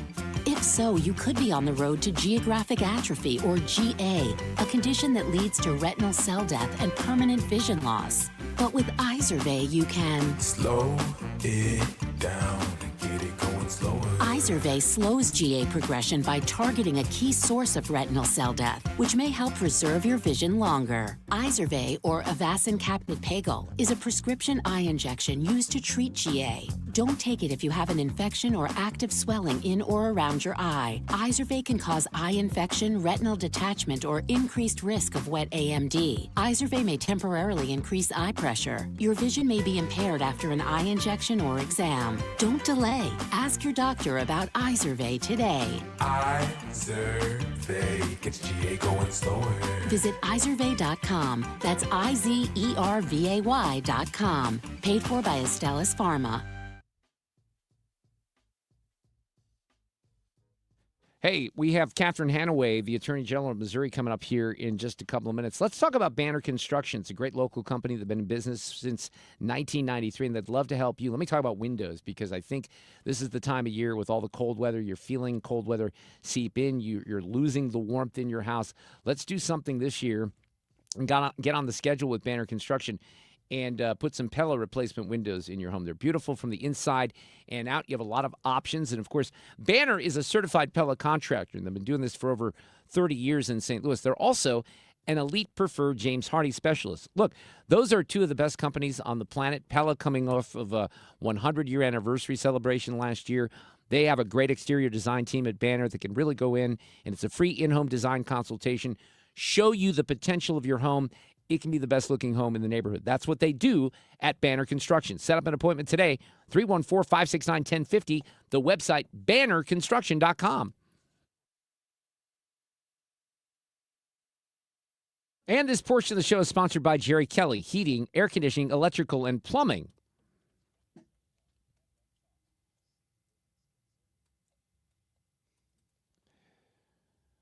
Frank Cusumano, we got some Cardinals news breaking today. He'll have the very latest. Right now, the Attorney General of Missouri to announce a pretty significant lawsuit. Catherine Hanaway, happy Monday. How are you?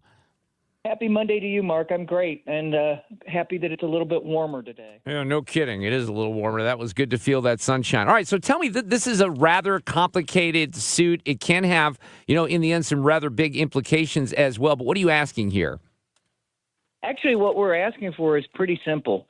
We want the Census Bureau to stop counting illegal immigrants for the purposes of assigning congressional seats to states, assigning electoral votes, and funding federal programs. So if we are successful, it probably means that about 11 congressional seats will move from coastal states to Midwestern and Southern states, including Missouri should pick up one seat.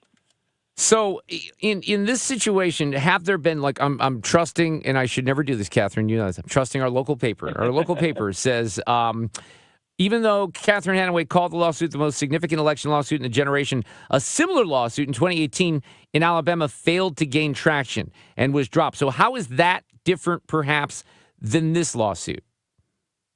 Well, timing-wise, it was very different. It was filed during the Trump administration. The president then came out and said, hey, we're not going to count these people.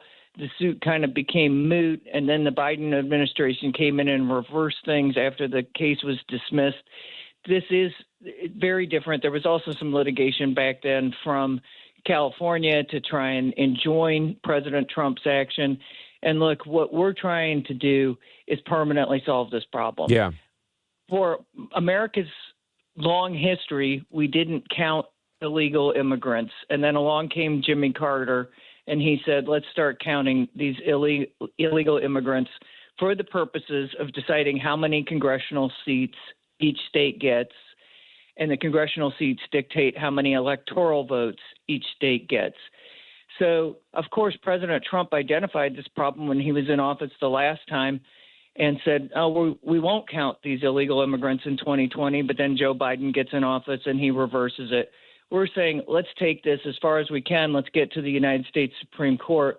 Let's get a decision on it and put an end to this so it can't just be at the whim of any president. Yeah, and what you said here, this kind of resonates. You said federal representation is being stolen from states who uphold immigration law. I mean, that kind of breaks it down there, doesn't it? Yeah, for sure. If you're a sanctuary state right now, you're getting all these additional congressional seats and electoral votes because your population is higher because you let illegal immigrants in. So then a lot of times, and this is where the lawyers get involved, you talk about remedy, like a court needs to rule on this. Specifically, would there be something that would be retroactive here, or are you just talking about moving forward? We're asking for both. Okay. We're asking that they go back and redo the 2020 census and going forward that they not count illegal immigrants in 2030 and beyond. So, and this is one of those cases, you mentioned the Supremes, that the expectation, or is it the hope, that it lands before the Supreme Court? Absolutely it is. And it's an expedited kind of appeal process. It actually, I know this is way in the weeds, but 3 judges will hear it here in St. Louis. And then if it goes up on appeal, it goes directly to the U.S. Supreme Court, not to the Court of Appeals. On the topic of, colleagues, should I say colleagues? Keith Ellison in Minnesota, he's handling his job as Attorney General a little differently than I think you are, isn't he?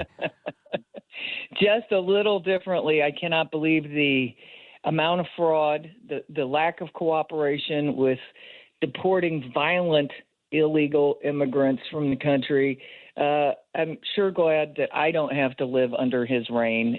I just think everything he's doing is wrong. It's crazy. Catherine Hanaway is here, our Attorney General of Missouri. So last week I told this story that was pretty nuts from a friend of mine in Las Vegas who had a debit card number that was used to buy 2 PlayStations at different locations in Henderson, Nevada, but he didn't buy them. And he complains to Chase, and Chase says, okay, fine, it's fraud. But then they do an investigation, and they find out that those PlayStations were actually picked up at those 2 locations. And they say, look, they were picked up. So George Rosenthal, who's one of our great experts from Throttlenet, came on, and one of the big recommendations he had for my friend and for a lot of people is get yourself hooked up with an identity theft company, because this stuff is absolutely, it'll ruin your life. Right now, you're going after some of this as well, aren't you?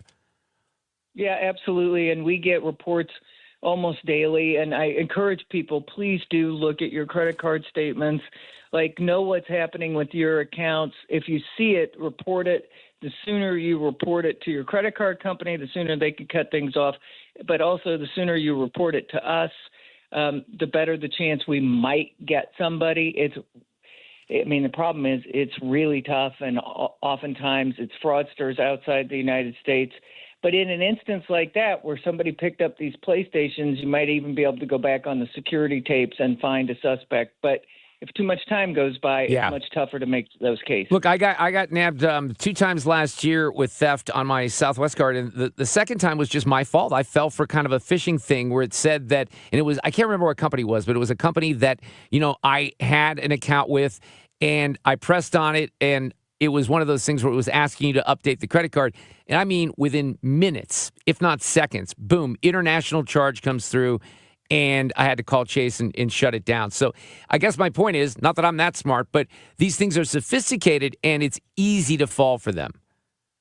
They are very sophisticated, and I particularly worry about elderly people who get, phishing emails that say that they need to update their software on their computer or their Apple account. If somebody's asking for your credit card number, just don't give it to them until you have the opportunity, whether it's by phone or by email, to communicate back to them. Never just hand it over in the first communication. Yeah, yep, good advice. All right, Catherine Hanaway, thanks for the update. Keep us posted on the lawsuit. I appreciate you checking in here on this Monday afternoon.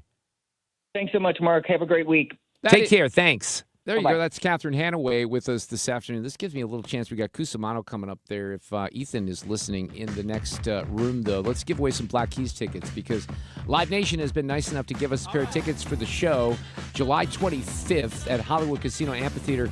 Whiskey Myers opening up. We have a pair of tickets for you right now if you're call number 8 on the contest line, 314-241-9797. I must admit, I can't explain any of these thoughts racing through my brain. It's true. On the roads, it really hasn't been too bad. Now, southbound 55 is slowing, headed down toward Bates, but that's about it. It looks okay to the south of there. 44 is in good shape. 55, of course, I just talked about. But if you're taking eastbound 70 into Illinois, headed for 5570, it's a little slow. Coming off the Stan Musial Veterans Memorial Bridge. Westbound 6440, it's Kings Highway out through McCausland, slowing at Lindbergh and at Lake St. Louis Boulevard. 70 westbound, moderate volume at 141 and approaching K. But we look good if you're headed into Illinois on the bridges downtown. I'm Sue Thomas, and that's traffic on 97.1 FM Talk, St. Louis Conservative. Action with the Cardinals, broadcast changes, and also a trade, a big one this afternoon. Frank Cusumano has the latest coming up.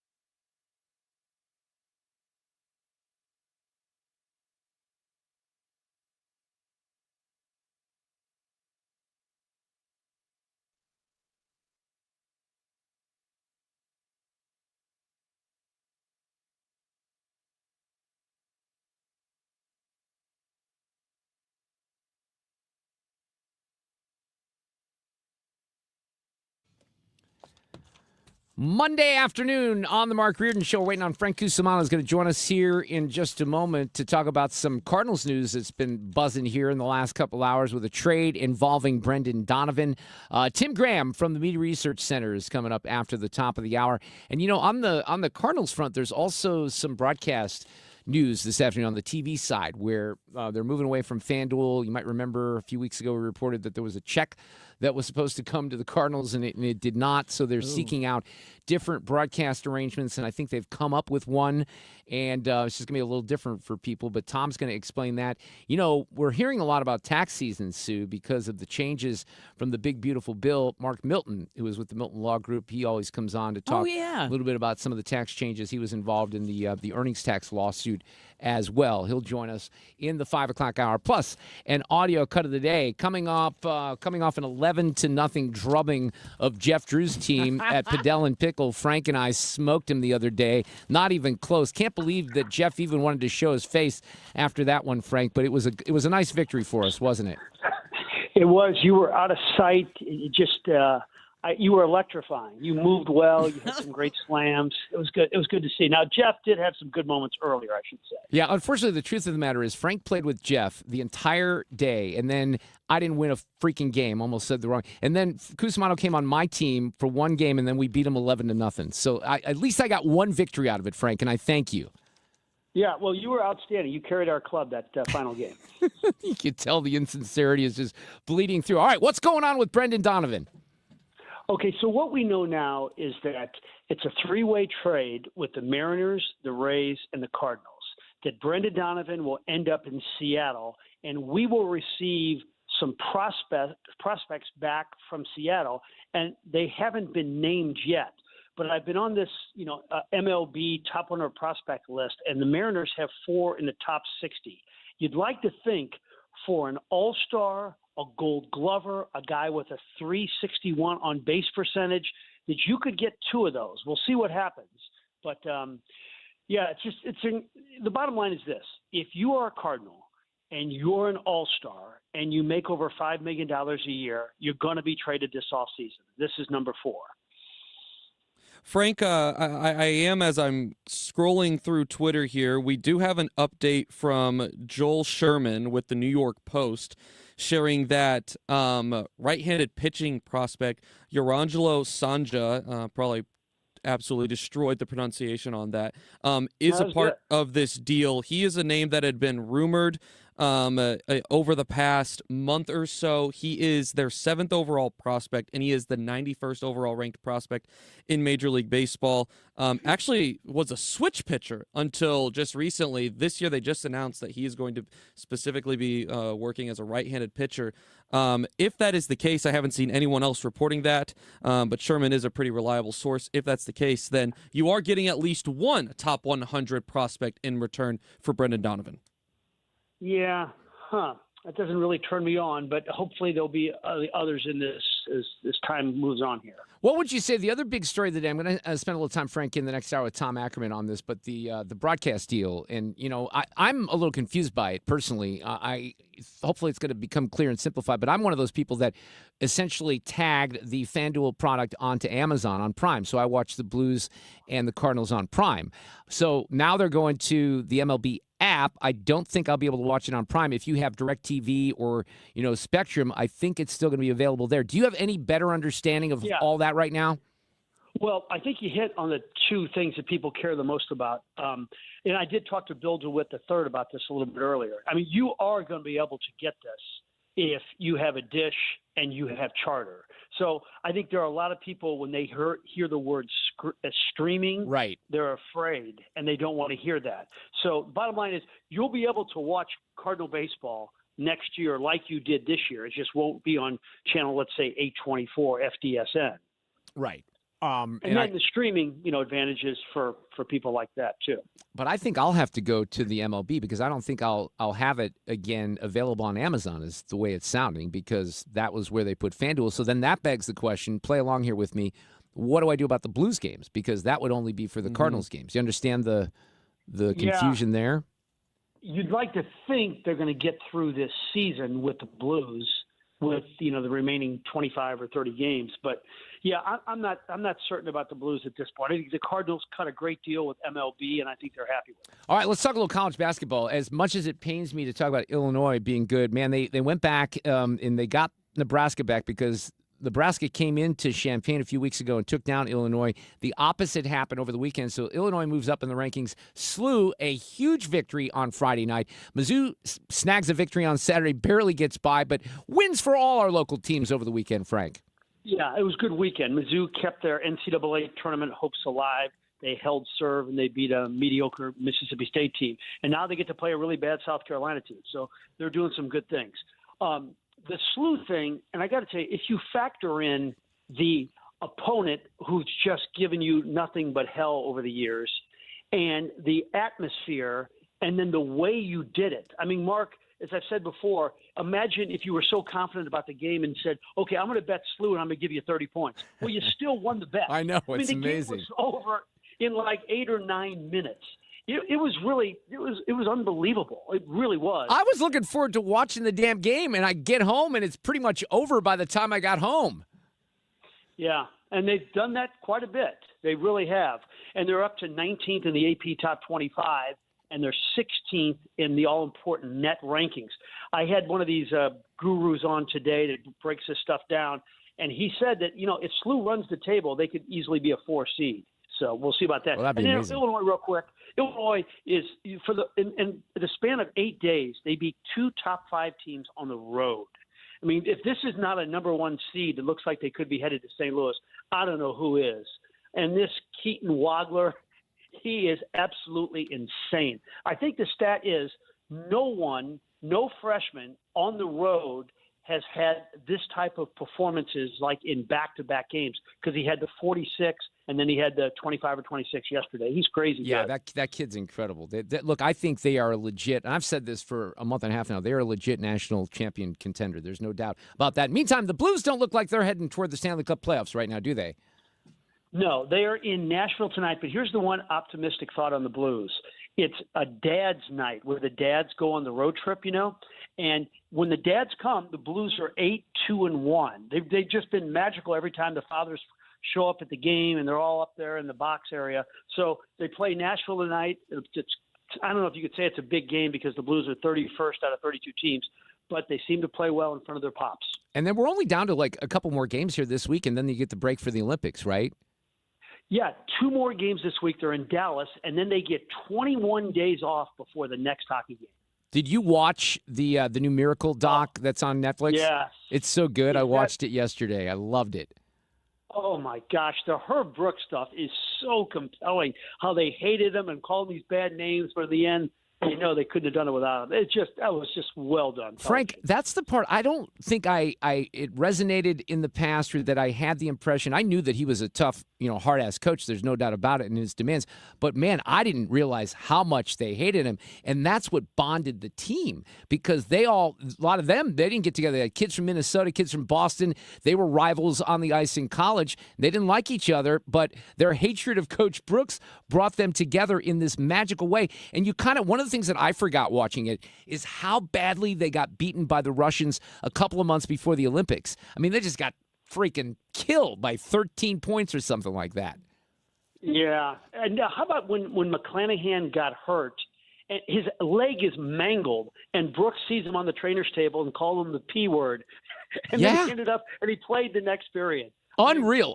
Hey, look, this is a great primer to get ready for the Olympics. Watch that on Netflix.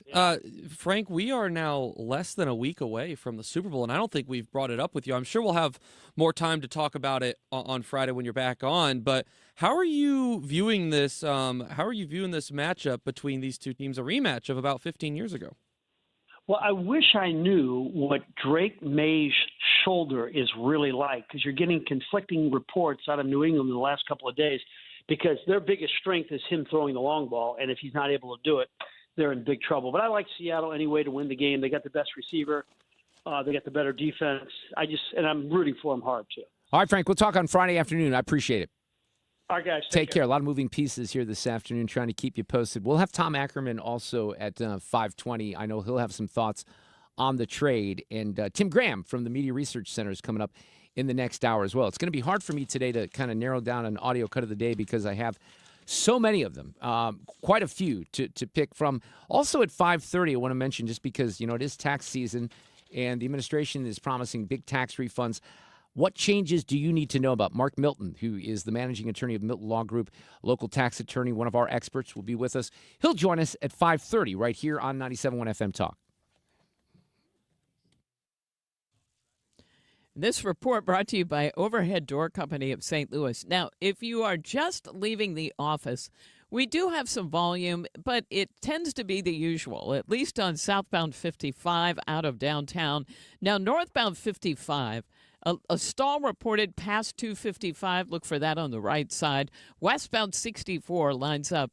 Now it's closer to Kings Highway out through McCausland. Eastbound slowing at Big Bend. Just moderate volume a little bit westbound. Northbound 170, there is some volume now headed for Airport Road. We're still quiet through North County. And southbound 270, really just slow on either side of Olive. And then it opens up and looks fine. 100 years. That's how long Overhead Door Company of St. Louis has been repairing and replacing garage doors. For same-day repair service and no extra charge for evening or Saturday service. Overhead Door Company of St. Louis. Schedule online, overheaddoorstlewis.com. I'm Sue Thomas, and that's Traffic. 97.1 FM Talk, St. Louis Conservative. Sue, I mentioned I have quite a bit of audio that I have not shared. There's a couple of stories that I really want to get to this afternoon as well. I have a fascinating story. I wish I could tell you that it's not true, about an 8-inch World War I artillery shell that was discovered in a man's anus. Yes, that's coming up this afternoon as well. Just stay tuned. I'm not making it up.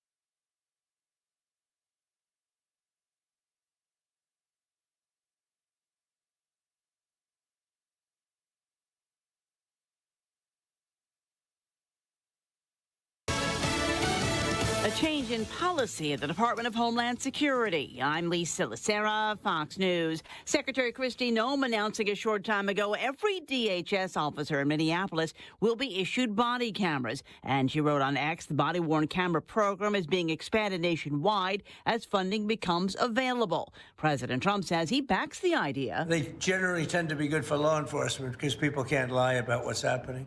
So it's generally speaking, I think 80% good for law enforcement. But if she wants to do that, I'm okay with it. Calls have been increasing for ICE agents to wear the cameras after the deadly shooting of Alex Preddy by immigration officers and the fatal shooting of Renee Good in Minneapolis last month. On the government shutdown, the president says he backs the bipartisan deal to fully reopen the government. President Trump says we cannot have another long, pointless, and destructive shutdown in a social media post, urging all Republicans and Democrats to support a government spending plan approved last week by the Senate. The bipartisan agreement would fully fund every federal department except Homeland Security to allow 2 weeks for negotiations over new restrictions on ICE demanded by Democrats. Senate leaders signed off on the deal negotiated with the president. A vote in the House is expected tomorrow. Without any support from Democrats, House Speaker Mike Johnson can afford to lose just one Republican vote. Fox's Jared Halpern at the White House. The search continues in Arizona for the 84-year-old mother of Today's Show host Savannah Guthrie. This community has always stepped up to help us solve some pretty tough crimes. I'm looking for that again. Pima County Sheriff Chris Nanos, who says Nancy Guthrie was last seen Saturday night at about 9:30. He says she has limited mobility but no cognitive issues, and there are signs she did not leave on her own. America's listening to Fox News. Hear that? That's Mike. He took ZzzQuil Pure Z's, so now he's sleeping soundly on a Sunday night. ZzzQuil Pure Z's are fast-acting melatonin gummies with a complementary botanical blend to help Mike get the sleep he needs to wake up refreshed and ready to conquer Monday. Let's do this Monday. ZzzQuil Pure Z's, just for sleep. Really great sleep. These statements have not been evaluated by the Food and Drug Administration. These products are not intended to diagnose, treat, cure, or prevent any disease. Use as directed. Hey, can you blow up some balloons for Jack's party? I can't. I'm so congested. You need Sinex Saline from Vicks. Sinex Saline Nasal Spray. Yeah, just Sinex. Breathe. Sinex Saline instantly clears everyday congestion associated with colds and year-round allergies with a gentle, ultra-fine mist that's no mess and easy to control. Daddy, we need more balloons. On it. Enjoy life's important moments without congestion. Try Sinex Saline from Vicks. Just Sinex. Breathe. Use as directed.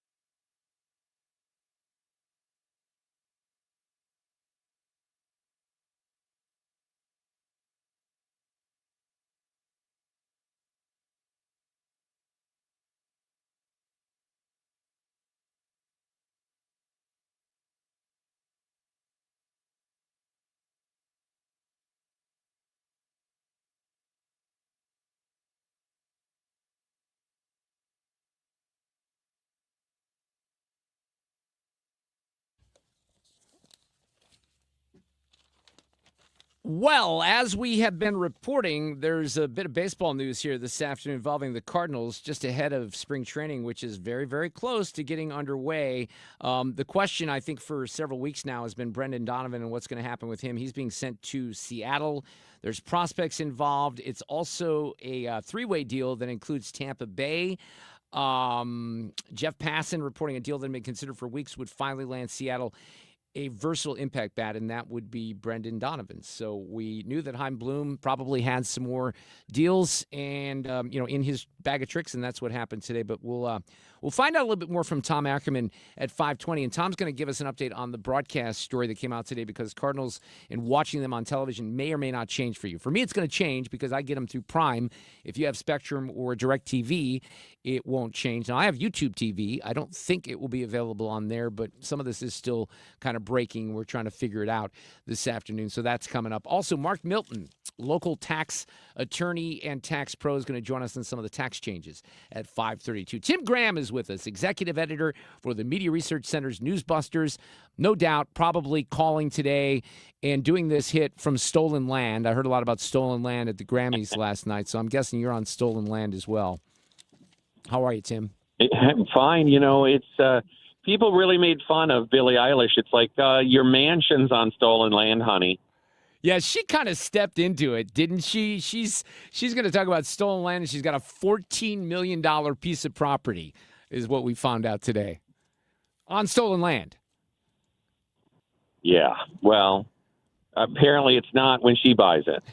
Well, what did you think of the Grammy? I mean, this whole thing, you knew it was going to turn into a bunch of politics. Every year it's something. I guess last year it was Gaza. This year it's, F ICE. Who knows what it's going to be next year? The bigger problem for the Grammys is no one's ever heard of the nominees. Yes. This is your test. Like, do you spend your days on TikTok? No? Then you don't know who these people are.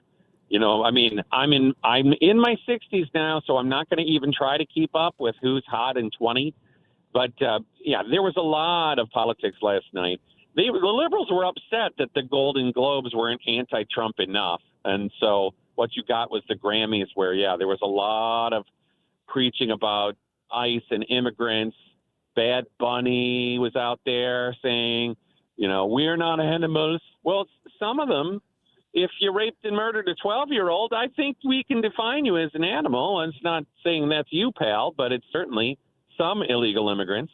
Well, that's where Trump always gets, misquoted. And they never, I said this earlier in the show, that there's this real difficulty that people on the left, including, I think, most of these actors and music people, they cannot, nor have they ever been able to distinguish between illegal and legal migrants. It's not, we can do that. It's not that hard, but they can't do it for some reason, Tim.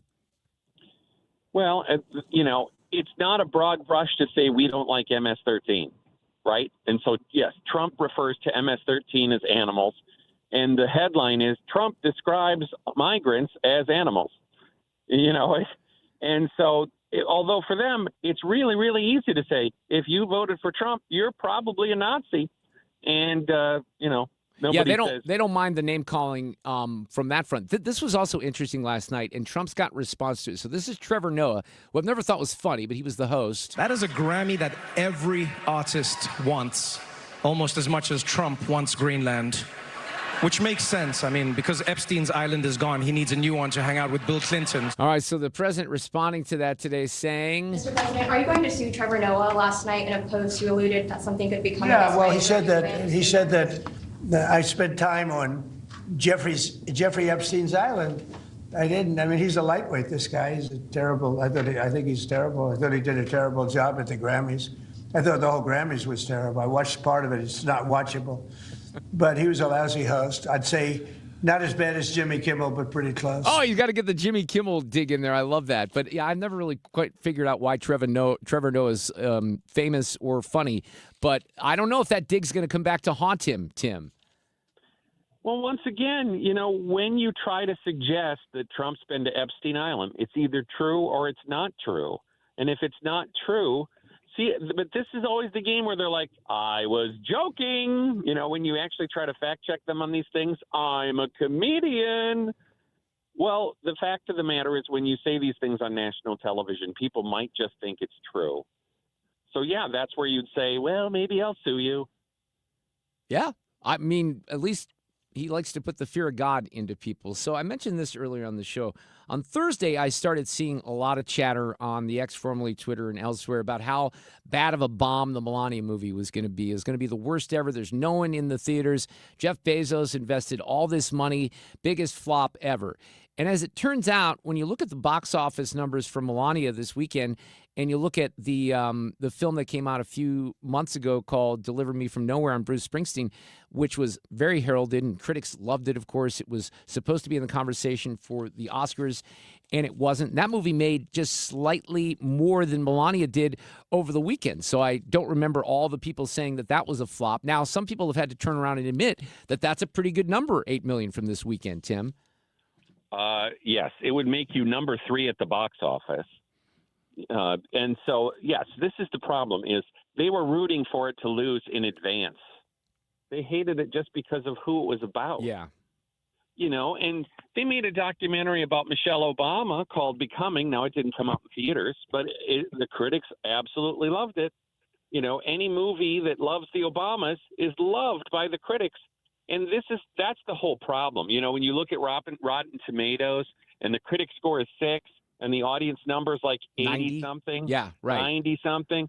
It's like it just shows you, to some degree, the natural audience for the Melania movie is going to love it. They're going to turn out and see it. And it's sort of silly for liberals who think they're the smart people to suggest nobody's going to see it. Well, that's obviously wrong. There was strong turnout and probably will continue to be strong turnout because, you know, word of mouth builds. If you liked it, you're going to tell your friends you liked it.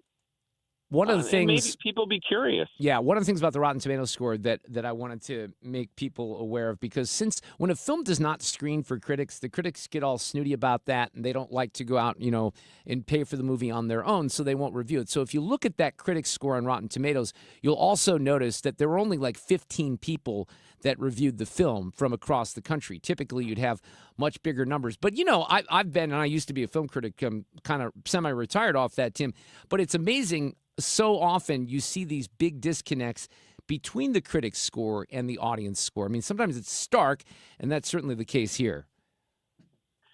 Yeah, and once again, we have a film critic elite at these liberal publications, the Washington Post, NPR, and, you know, they're going to come out and they're going to love it. If it's about, you know, if it puffs up the Obamas, they're going to love it. If it puffs up Melania Trump, they're going to hate it.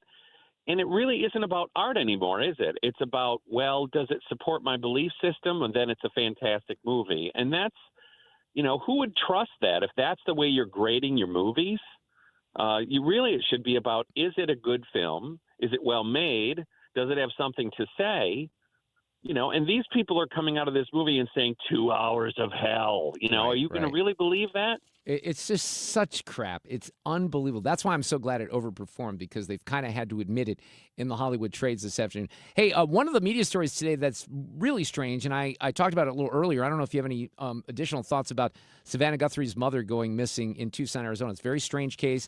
The sheriff's department holds a news conference saying they're treating that as a crime scene. They don't think that she wandered away on her own, but a bizarre story out of Arizona, Tim. Yeah, isn't that a nightmare? I mean, my mother's 88. She lives by herself. And yes, the first thing we all wondered, because we didn't know any better, did she wander off? Is she of sound mind? And then you're basically like, yes, she's a very sound mind. And the scene looks like she didn't leave voluntarily. Yeah. So that's something you certainly wish, you know, anybody with their mother in that situation, you root for them to find her safe. Yeah, it's a very, very strange situation, and I hope they come up with some answers. Tim Graham from the Media Research Center and Newsbusters. Always great to have you on. I hope all is well. Thank you so much. Oh, my pleasure. All right, take care. Let me play a little audio here. Paul Morrow was weighing in on this earlier today on Savannah's mother. Okay, one quick nuance. He said, that is the sheriff, he didn't say she didn't leave voluntarily. He said she didn't leave on her own. Sometimes these words matter, sometimes they don't. It strikes me that not leaving on her own means that maybe she left with somebody else, but voluntarily. That is to say, she wasn't necessarily abducted. She could be tricked. Now, how would you get indicia of that? Things like footprints, a car, no sign of a struggle, etc. They are treating it as a crime scene, so they think something happened. So I know all of our minds go to an abduction, and that does seem the most likely thing, although let's recognize stranger abductions are extremely rare. So it's probably an abduction in terms of just percentage-wise, but there's another possibility that she was sort of tricked into leaving, catfish somehow, whatever it is, maybe something for money. You know, we haven't heard anything about a ransom demand. It just doesn't make any sense. It really doesn't. You kind of sense that from what the sheriff, you know, was talking about this morning. He didn't want to give up too many details. We saw some things at the home that were concerning to us. We believe now, after we processed that crime scene, that we do in fact have a crime scene, that we do in fact have a crime, and we're asking the community's help. So there's some, you know, concern, even because she's 84 years old, she has a certain amount of medication she's on. This is a 84-year-old lady who suffers from some physical ailments. has some physical challenges, is in need of medication. Medication that if she doesn't have in 24 hours, it could be fatal.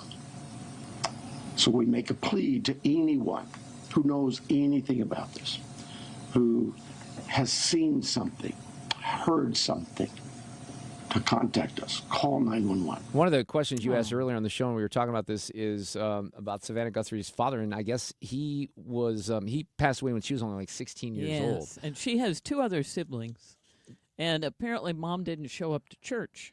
And that's when they were that's alerted. what, right. Man, you just, that's not a situation that sounds like it's going to end well, but maybe there's some mystery that will be unfurled. Right. Yeah. Stall westbound 364 past Bennington Place. Watch for that in the right lane. But we really have had really light traffic today, and westbound 70 looks great out of downtown. Little bit of moderate volume at Wentzville. 64 is close to Kings Highway. It goes out through McCausland before it opens up. And then it's fine. It through Chesterfield Valley, just a little slow at the 70 split. Now, if you are traveling on southbound 55, it looks okay. I mean, there's that moderate volume south of Arsenal in the construction zone. But for the most part, it really does look fine. And North County is really quiet at this hour, but northbound 170 a little slow at Airport Road. We look good on the Illinois side. I'm Sue Thomas, and that's traffic on 97.1 FM Talk, St. Louis Conservative.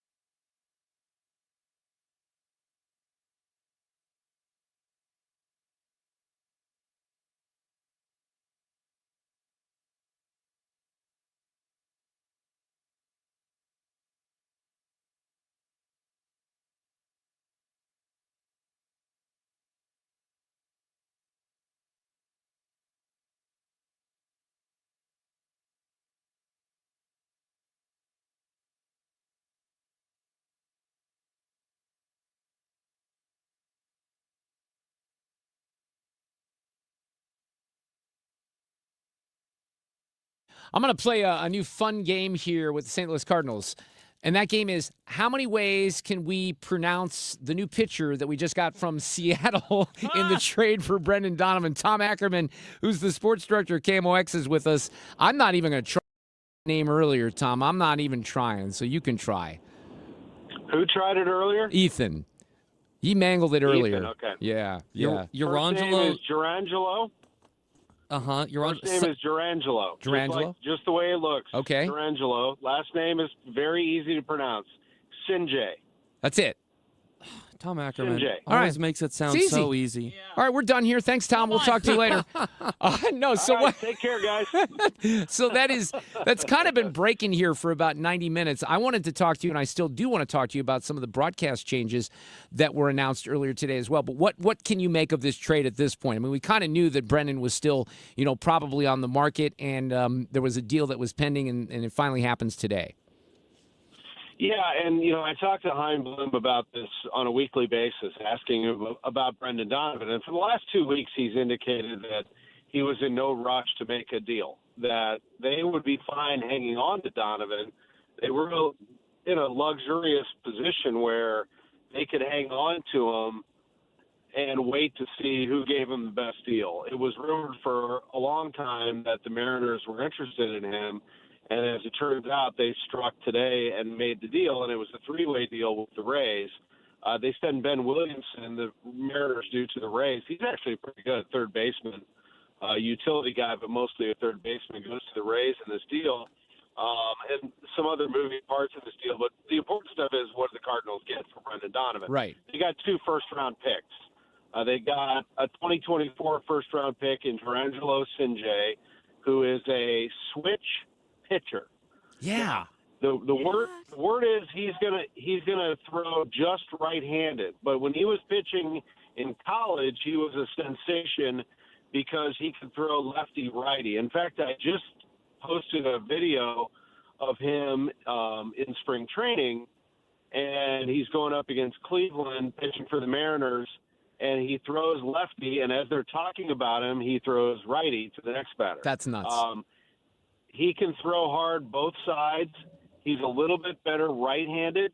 He can throw in the upper 90s, and based on what I saw, he's got some good breaking stuff. I can't wait to watch more of him. But the video that I posted on X is about a 15-minute clip, so you can get a good chunk of Sinjay there.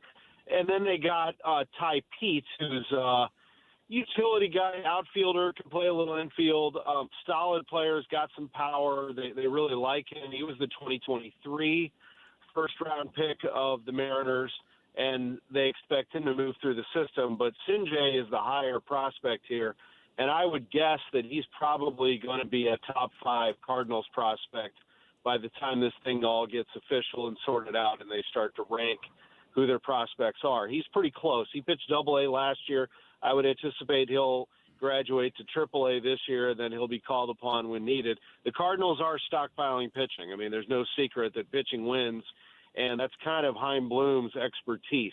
Bloom likes finding the best pitching prospects and working with them, and that's exactly what they need. Their minor league system is rocketing up the charts. They're now a top 10 farm system in baseball. They want this farm system to be number one. And that's how you win, especially if you're the Cardinals and the size market that they have. You've got to be able to grow your own prospects if you want to go win it all. And they want to win it all, and they want to do it for a long, long time. So, it probably is something that should have happened a long time ago, but they have finally torn this down. They're rebuilding. The rebuilding Redbirds are at it right now. Derek Gould put it in, framed it this way. I thought this was interesting, that the Cardinals are closing in on a rare grand slam. In November, they've traded an all-star every month. November, Sonny Gray. December, Wilson Contreras. January, Nolan Arenado. February, Brendan Donovan. So there you go. The rebuild is definitely underway. So that's interesting. And obviously, we know, and we've talked about this before, Tom, I think the fans are educated. They understand that there's a process here, and I think they're supportive of that. Yeah, and why Donovan? I mean, he's 29 years old, but he's going to be a free agent in a couple of years. You might as well try to get something when he's probably the guy who's going to bring you back. And they finally made the deal. So they trade those veterans that you mentioned. They're reloading, and it doesn't mean that they won't have, competitive players coming. I mean, if your expectation is this team's going to go win the World Series or win the division or something, you got another thing coming. I mean, this is a team that's trying to build for 27, 28 and beyond. And by the way, next year is not a guarantee that we're even going to have a full season. Well, that's right. So, they're trying to shrink payroll a little bit, but at the same time, they're paying a lot of money for other teams to take on Contreras and Gray and Arenado so that they can get better prospects in return as well. So it's not like they're not spending money. They're just spending it on those players and on the minor league system. They've spent a ton of money on resources, coaches, technology, facilities, all that stuff. Yeah, all those things. They abandoned that. They thought they had a great farm system and they could just leave it alone. You can't. I mean, everybody copied the Cardinals and actually got better. So this is past due. They did it. and now it's time to watch this thing grow. All right, so before the trade broke, Tom Ackerman is here from KMOX. There was a story that broke this morning about the new TV deal with Major League Baseball. Can you, in a form that people can understand, explain what's going on with that? Yeah, this was just one piece. So they actually announced two things. One, they announced officially that they've moved on from Main Street, the group that owns FanDuel Sports Network. So they're taking over the production with Major League Baseball. That's good. Major League Baseball is professional. Not that FanDuel wasn't. I worked with them. They're an incredible company from a production standpoint. It was a lot of fun. But MLB Network and MLB Productions have won a lot of Emmys, and they're going to do a really good job. I mean, this is what they do. And that was piece number one. The second piece was, how do you get these games via stream? So when you are in the market in St. Louis, there are no blackout restrictions. You're going to be able to stream the games. It does come as a package. You don't stream for free. So you go to MLB.com or the MLB app. You go to Cardinals.tv. It's $99.99 a year or $19.99 a month. Boom. Stream. Done. Now, the next question is, what about TV? Where do I get these on my cable system or on my satellite that I already subscribe to? They have to lock up that distribution deal first before they can announce that. So they're not ready to announce that yet. Plus, remember last year they did over-the-air with Gray, with Matrix Midwest and the KMOV group. They have not announced that yet, although Anouk Karunaratne talked about that a little bit, kind of using that reference in the past tense, that perhaps they could do something similar. So he's ready to announce something there, but that won't come for a little bit. I think the next step will be, how do you get this streaming package? They're going to start making that available next week, and you can start buying that. And then once spring training arrives, they'll announce what their spring training package looks like in terms of how you can watch that. And then towards the end of the year, they'll start talking about the full talent roster, what the regular season looks like, all that stuff. I don't anticipate the talent changes at all. And Nook told us that today, the senior vice president of business operations. He said, Chip, Brad, Mark Sweeney, Jim Hayes, Scott Warman, Alexa Datt's already left to go to the Nationals. You're not going to see much change there. What you will see, though, is the Cardinals available to more people, which is what we all want, right? I mean, the Cardinals weren't available to everybody. It's ridiculous. I mean, you have to be able to, out of sight, out of mind. You want to wonder why people aren't coming to the games. It's not just the team being poor. They don't have the games in their daily life. Yeah, no, that's a big part of it. That is a big part of it. Of course, you can always tune into the radio, as we know, Tom. That's an option as well. That is also true. We're very proud to have that. Yes, sir. Hey, I cannot let you go without referencing Slew. You do play-by-play for the Billikens. Holy moly. I mean, that game, I know that the fans love it. I tuned in, turned it right off. It was so damn boring the other night. Another blowout, but they keep rolling, don't they? Yeah, and that game on Tuesday last week showed me a lot because they were getting beat down by George Washington in their own house. They're down by 15 points in the first half. In the second half, they're down 13, and I thought, oh, boy, what are they going to do here? I mean, they got to show me something here, what they're made of. And they punched back, and they won that game on the Robbie Avila 3, and they survived it. And I thought, wow, I mean, they just won a game against a pretty good team when they weren't playing very well.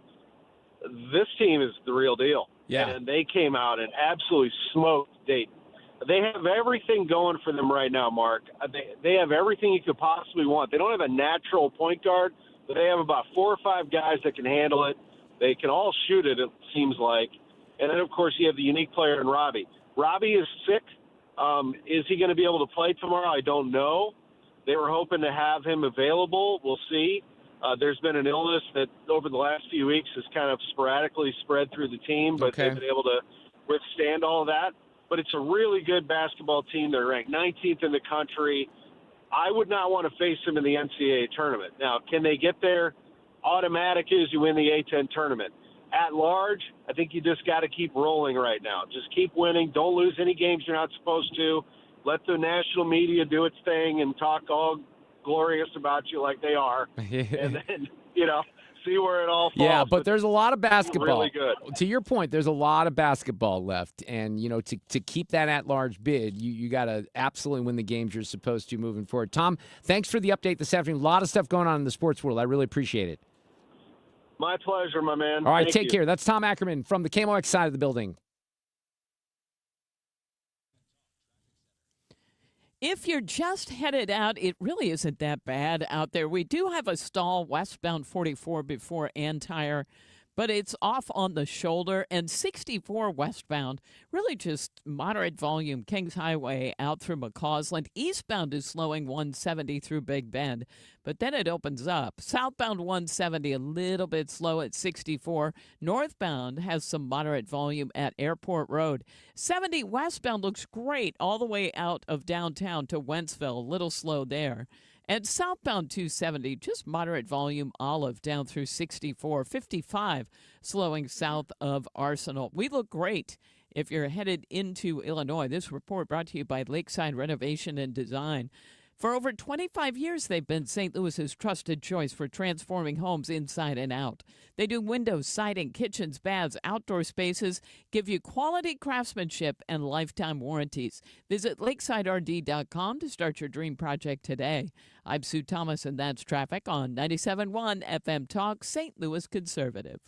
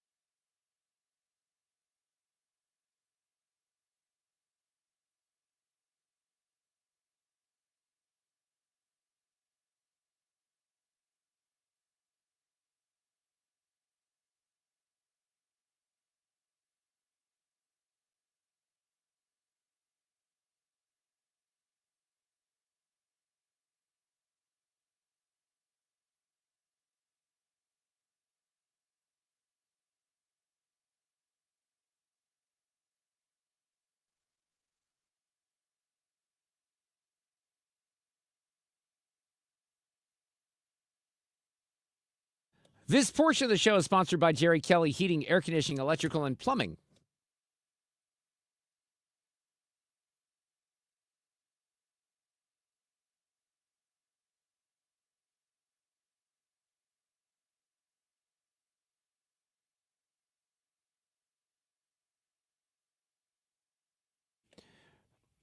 I'm so confused by some of the stuff with the Cardinals broadcast stuff. I didn't want to make it all about me, which I really prefer to make it all about me. But it was, just to kind of encapsulate it, I got rid of DirecTV finally because they ditched the NFL package to YouTube TV. So I signed up for YouTube TV and Fubo, you might remember. And the reason was because I couldn't get the Cardinals and the Blues games on YouTube TV. Well, then that simplified itself a year ago because that's when they spun that option to go for Amazon or you could do it independently. So I've been getting all my Blues games and my Cardinals games on Prime now. Now that's going to change. So I guess I'm going to have to go to the app and spend the $99 and do it that way. You see what I mean? I do. So, it's confusing. It is confusing. It's a little. Maybe it'll all come together, That's though. what I'm hoping. You know what might be confusing this year is taxes, too, because there have been a lot of changes. And Mark Milton's with us, our tax expert, managing attorney of the Milton Law Group, local tax attorney. He's with us on tax issues quite a bit. Hi, Mark. It's been a little while, though. How are you doing? It has. Great to be with you guys. Thanks for having me. The main thing that we would always talk about, and maybe you can give me an update on where this is, or if it's even a thing right now, is your lawsuit about the earnings tax against the city of St. Louis. Yeah. So as you know, we reached a settlement with the city where they agreed to pay people their refunds for days worked outside the city. I consider myself done with that case. I know the city did process many refunds. I think as much as $50 million was returned to non-resident taxpayers who had funds illegally withheld from their from them, and so we're proud of the work that Beavis Schock and I did on that case. Absolutely. All right, so we're hearing a lot from the administration, obviously, about big tax returns because the big beautiful bill was passed. How would you kind of describe? Let's get a broader look at the landscape for tax season right now, as far as what people might need to know. Yeah. So keep in mind the one big beautiful bill made permanent tax cuts that were enacted at the end of 2017. So had Congress, had the Trump administration not acted, we were expected to see the biggest tax increase in history. But thankfully they did extend and make permanent the tax cuts that started in 2018. So in terms of individual refunds, a lot of the withholdings that were in place for tax year 2025 we're probably withholding a little lighter than they needed to. So I definitely think you're going to see bigger refunds this year if you're used to seeing a refund. But a couple of points I want to make. No tax on tips. Well, the tax on tips it's going to be you're going to be able to deduct up to $25,000 in income from tips. So if you're making significant money, you're still going to pay tax on tips. But that first $25,000 in tips income will be you'll be able to avoid tax on that. No tax on overtime. That's another big one that's new for this bill. Up to $12,500 in overtime pay will be exempt from tax. One of the biggest changes, I think most consequential, is the change to the state and local tax deduction for tax nerds. We call that the salt deduction. Right. Yeah. If you'll recall, that was kind of a shot at the blue states when they did the tax reform in 2017, basically put a cap on state and local tax. So places like New York, California, as federal taxpayers, we weren't going to be supplementing their states any longer with the unlimited SALT deduction. Now, I will say that's been increased from $10,000 to $40,000 with income phase outs. But what that does from a taxpayer standpoint is most people under the old law, we're pretty much going to take the standard deduction. With this increased SALT deduction, I think you're going to have to take a deeper look into whether or not you're better off itemizing versus taking the standard. So that's something to keep in mind as you head into this tax season. So let me take it back to tax on tips real quick, and because that was a little confusing to me. So if you are someone who is tipped, radio announcers don't tend to get as many as they should. I mean, I want to incentivize the audience to come on in here. Yeah, right. But so you're telling me a lot of people might make more than $25,000. So the first 25 is exempt on tips, but then after that it becomes taxed? So the way it works, it's very confusing, which is all the more reason to work with somebody that knows what they're doing. So basically, let's say you make $75,000 as a waitress, and let's say $40,000 of that is tip income. You're going to be able to deduct $25,000 of that from your total income and be exempt on that tip income.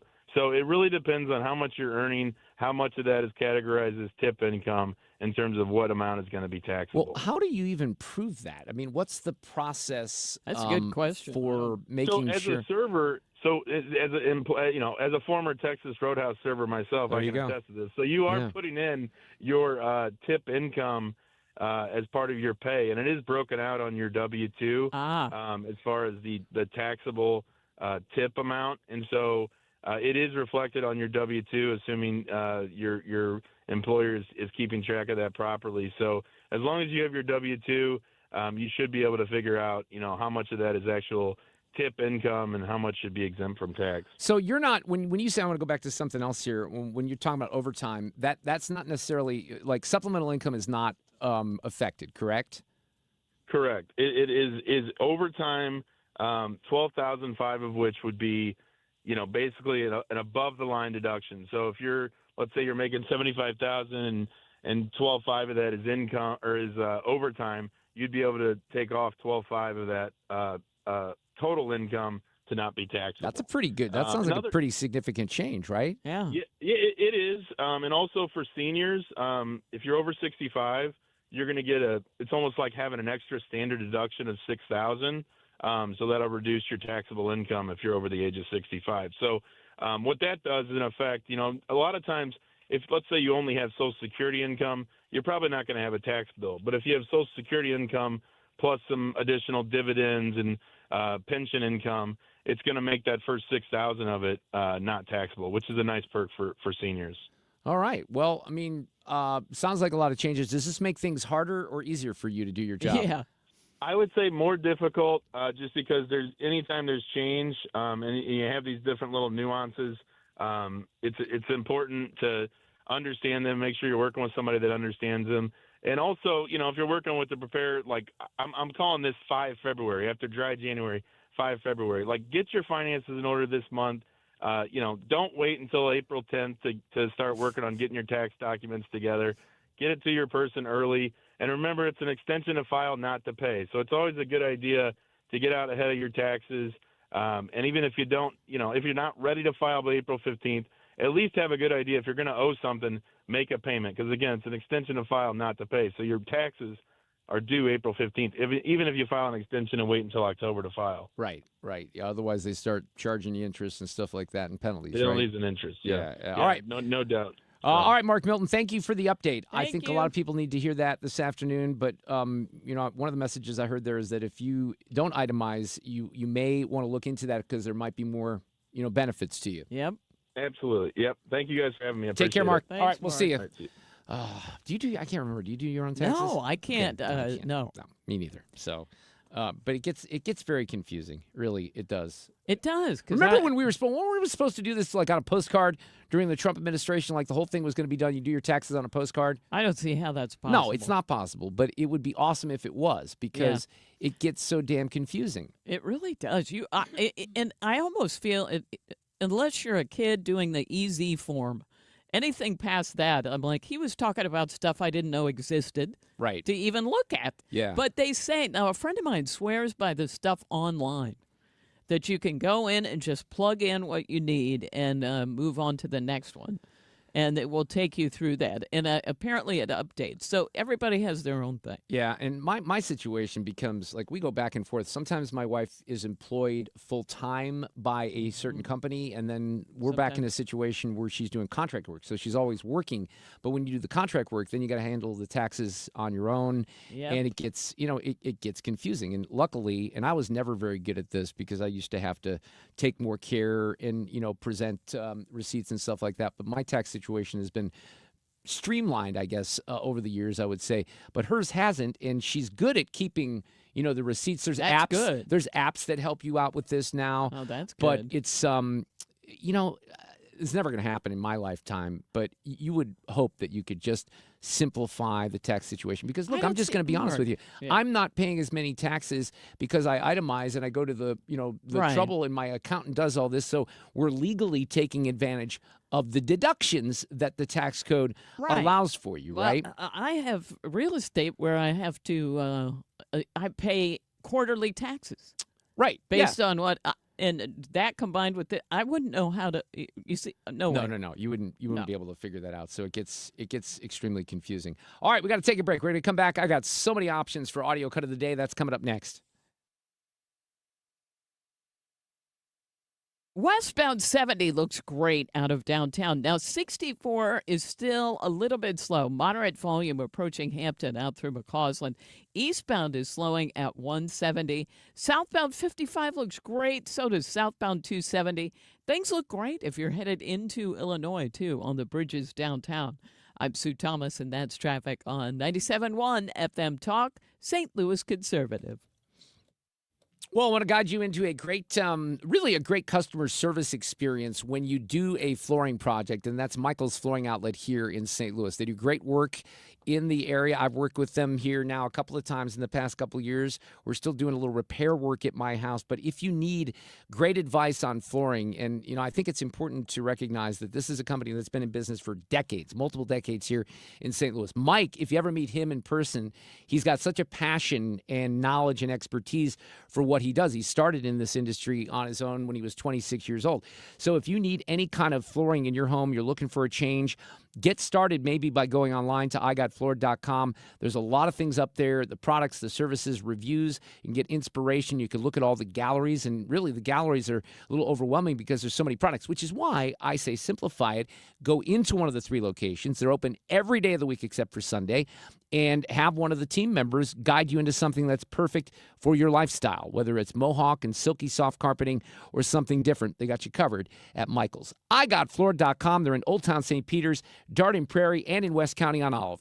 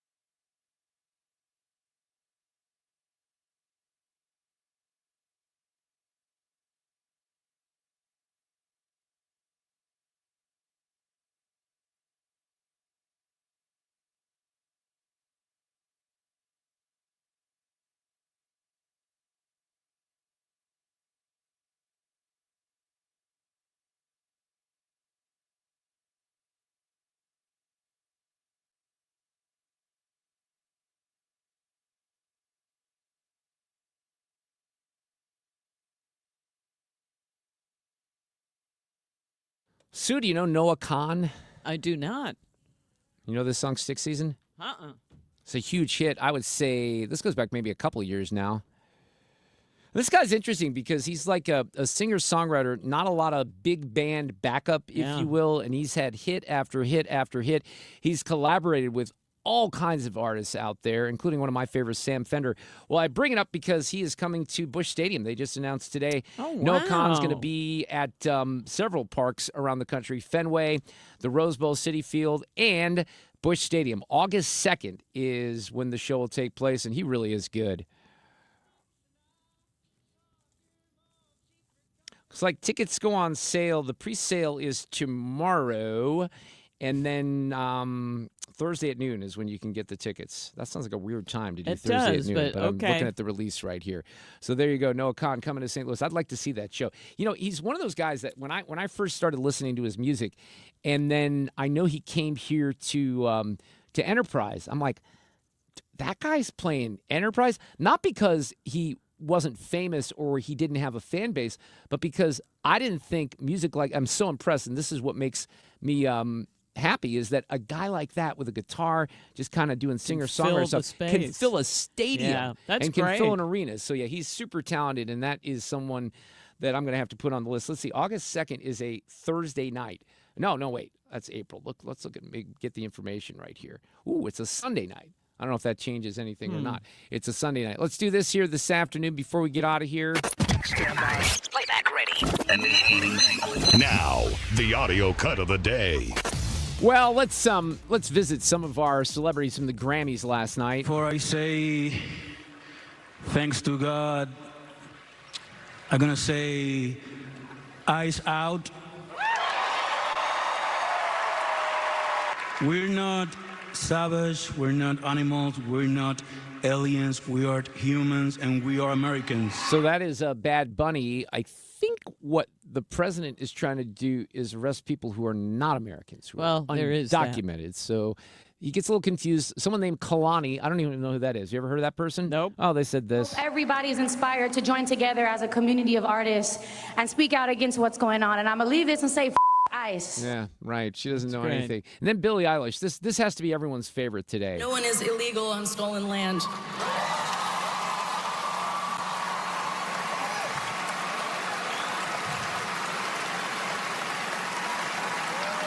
They're all clapping for her. And yeah, it's just really hard to know what to say and what to do right now. And I feel really hopeful in this room, and I feel like we just need to keep fighting and speaking up and protesting, and our voices really do matter, and the people matter. And No. I say sorry. No. Yeah, see, there you go. Poor Billy. I don't really get it. And that's what they did time and time again last night, trying to make themselves more self-important than they really are. It's certainly narcissism, and most of the people on that stage, they had no idea what they were talking about, right? So this is what I love. And this was before the Grammys, but you knew it was going to happen. This is Bill Maher on his show from the weekend. Ricky Gervais once told the award show crowd, "Don't use it as a platform to make a political speech. You're in no position to lecture the public about anything. You know nothing about the real world." And of course, this is where celebrities say, "How dare you? We're citizens with just as much right to speak out." Agreed, you absolutely do. I'm just saying, don't. It's having the opposite effect of what you want. I know it's very important to you that you feel that you're making a difference. So let me assure you, you are. You're making independents vote Republican. Yeah, so that's part of his point. Now, again, that was before he heard the speeches last night. Being talented, which you are, isn't the same as knowing things or having the credibility to advise people on their politics. You rail against privilege, but you avail yourself of the greatest privilege of all, to remain clueless. That's why the Billie Eilish thing is so great, because she has a $14 million mansion on stolen land. I bet all those people in that room last night have pretty nice Well, they better houses or give condos. that up. They should give that Yeah. up, because it's not their land, right? Yeah. So they should give it up. Then there's, I mean, I've always loved Billy Bob Thornton, but more and more these days, he's saying things that make sense along these lines as well. This is on Joe Rogan's podcast. There's something about having heroes that are unattainable for you. That way they can stay in that magic spot. So I think we've lost magic and mystery and all these things. Well, it certainly happens when you hear actors talk about politics. When actors become activists, it's like, okay. Yeah. Oy. Oy. I donate to a lot of charities, mainly children's stuff, but nobody knows it. I don't go to the award show and talk about it when I'm getting my award. It's like Ricky Gervais said in that skit of his. You know, he said, look, you know, come up here, accept your little award, and f*** off. Yeah. You know, Both two Ricky Gervais quotes there today. I think, first of all, unless you have really studied stuff and really know about a subject fully, who the hell would want to listen to an actor or a musician talk about politics? You know what I mean? It's Right. like, are we supposed to follow this? I mean, if we are, what if they lead you down the wrong road? And, you know, and politically, I call myself a radical moderate. I'm like very strong in my opinions. But my opinions don't belong to any political party. And, you know, I just look at what makes sense. And I think we need a common sense party in this country. That's actually what I think we need. Yeah. It's just, just figure it out. It's pretty easy to figure out what this is all about, A non-ideologically captured party. Yeah, and I really do. I like that term radically moderate because I think when you break people down who vote in big elections like the midterms or the presidential election, I think there's a lot of people who are radically moderate and they don't like being attached to either of these parties. I agree. So, and it's pretty clear. It bears itself out in the polling. There's very few organizations that have, lower approval ratings than Congress or the media, right? So that's where it gets a little interesting, but I thought that was great from Billy and from Bill Maher over the weekend talking to the self-importance of the celebrities. I know we have Josh Crossower from Washington coming up tomorrow to talk politics. It's only Monday, so we got a long way to go between now and Friday when we'll have a Reardon Roundtable. Oh, one thing that we did announce earlier today, Sue, is I could mention this before we get to traffic. We have locked down our fish fry schedule. Oh, and it's so great. It is good. Do you have the list in front of you? Oh, Because I had the list in front of me. Please. We've done this now for 4 years. It's going to be a lot of fun. We get out and about. And me pulling it up, and I've pulled up the icon. Okay, here it is. Okay. We will first be at Holy Trinity Serbian Orthodox Church in the city. That's right. We started off there last year. And that's 220. That's on February 20th. And it's so good. And the next week, we're at the Knights of Columbus in Cottleville. And then we're at VFW Post 4105 in Florissant, St. Mary Magdalene in Brentwood, Queen of All Saints in Oakville, and Ott's in Millstadt. Ott's Tavern. We closed things out in Millstadt there last year in fine fashion. So all of that coming up. We've got a little bit of a slowdown. It's an accident reported eastbound 6440 before you get to 170. Just happened. Westbound, some moderate volume from Hampton out through McCausland. 70 westbound was a little bit slow headed for Lindbergh, but for the most part, it looks good. And if you are on the Poplar Street Bridge, there's a slowdown on the ramp from northbound 55 on the Missouri side to the bridge, going eastbound, but westbound looks fine, and the eastbound approach on 6440 also looks good. I'm Sue Thomas, and that's traffic on 97.1 FM Talk, St. Louis Conservative. Well, I have got an outstanding way for you to remodel your bathroom or maybe make it a little safer and do it with a budget in mind, too, and really, really upgrade the look and the design and all the products with American-made products. Michael's Baths, they have created elevated bathroom spaces that really blend luxury, comfort, and smart design, tailored very specifically to the way that you live. So maybe you're just looking for a tub-to-shower conversion. That's very popular right now. Maybe you're looking at a high-end full bathroom remodel, which includes paint, electrical. They handle every detail. All they do, by the way, is bathrooms. 30-plus years of experience, 5-star reviews, and A-plus rating with the BBB, and VA recommended as well. If you're looking for a beautiful transformation, built to last and built to add value to your home, you can't do better than Michael's Baths. They always come in a lot lower on the estimates than the competition. And right now they're offering 0% financing as well. So get on the schedule for a spring installation. michaelsbaths.com or call 636-775-0800. Michael's Baths, family-owned, insured, and where everyday bathrooms become something exceptional.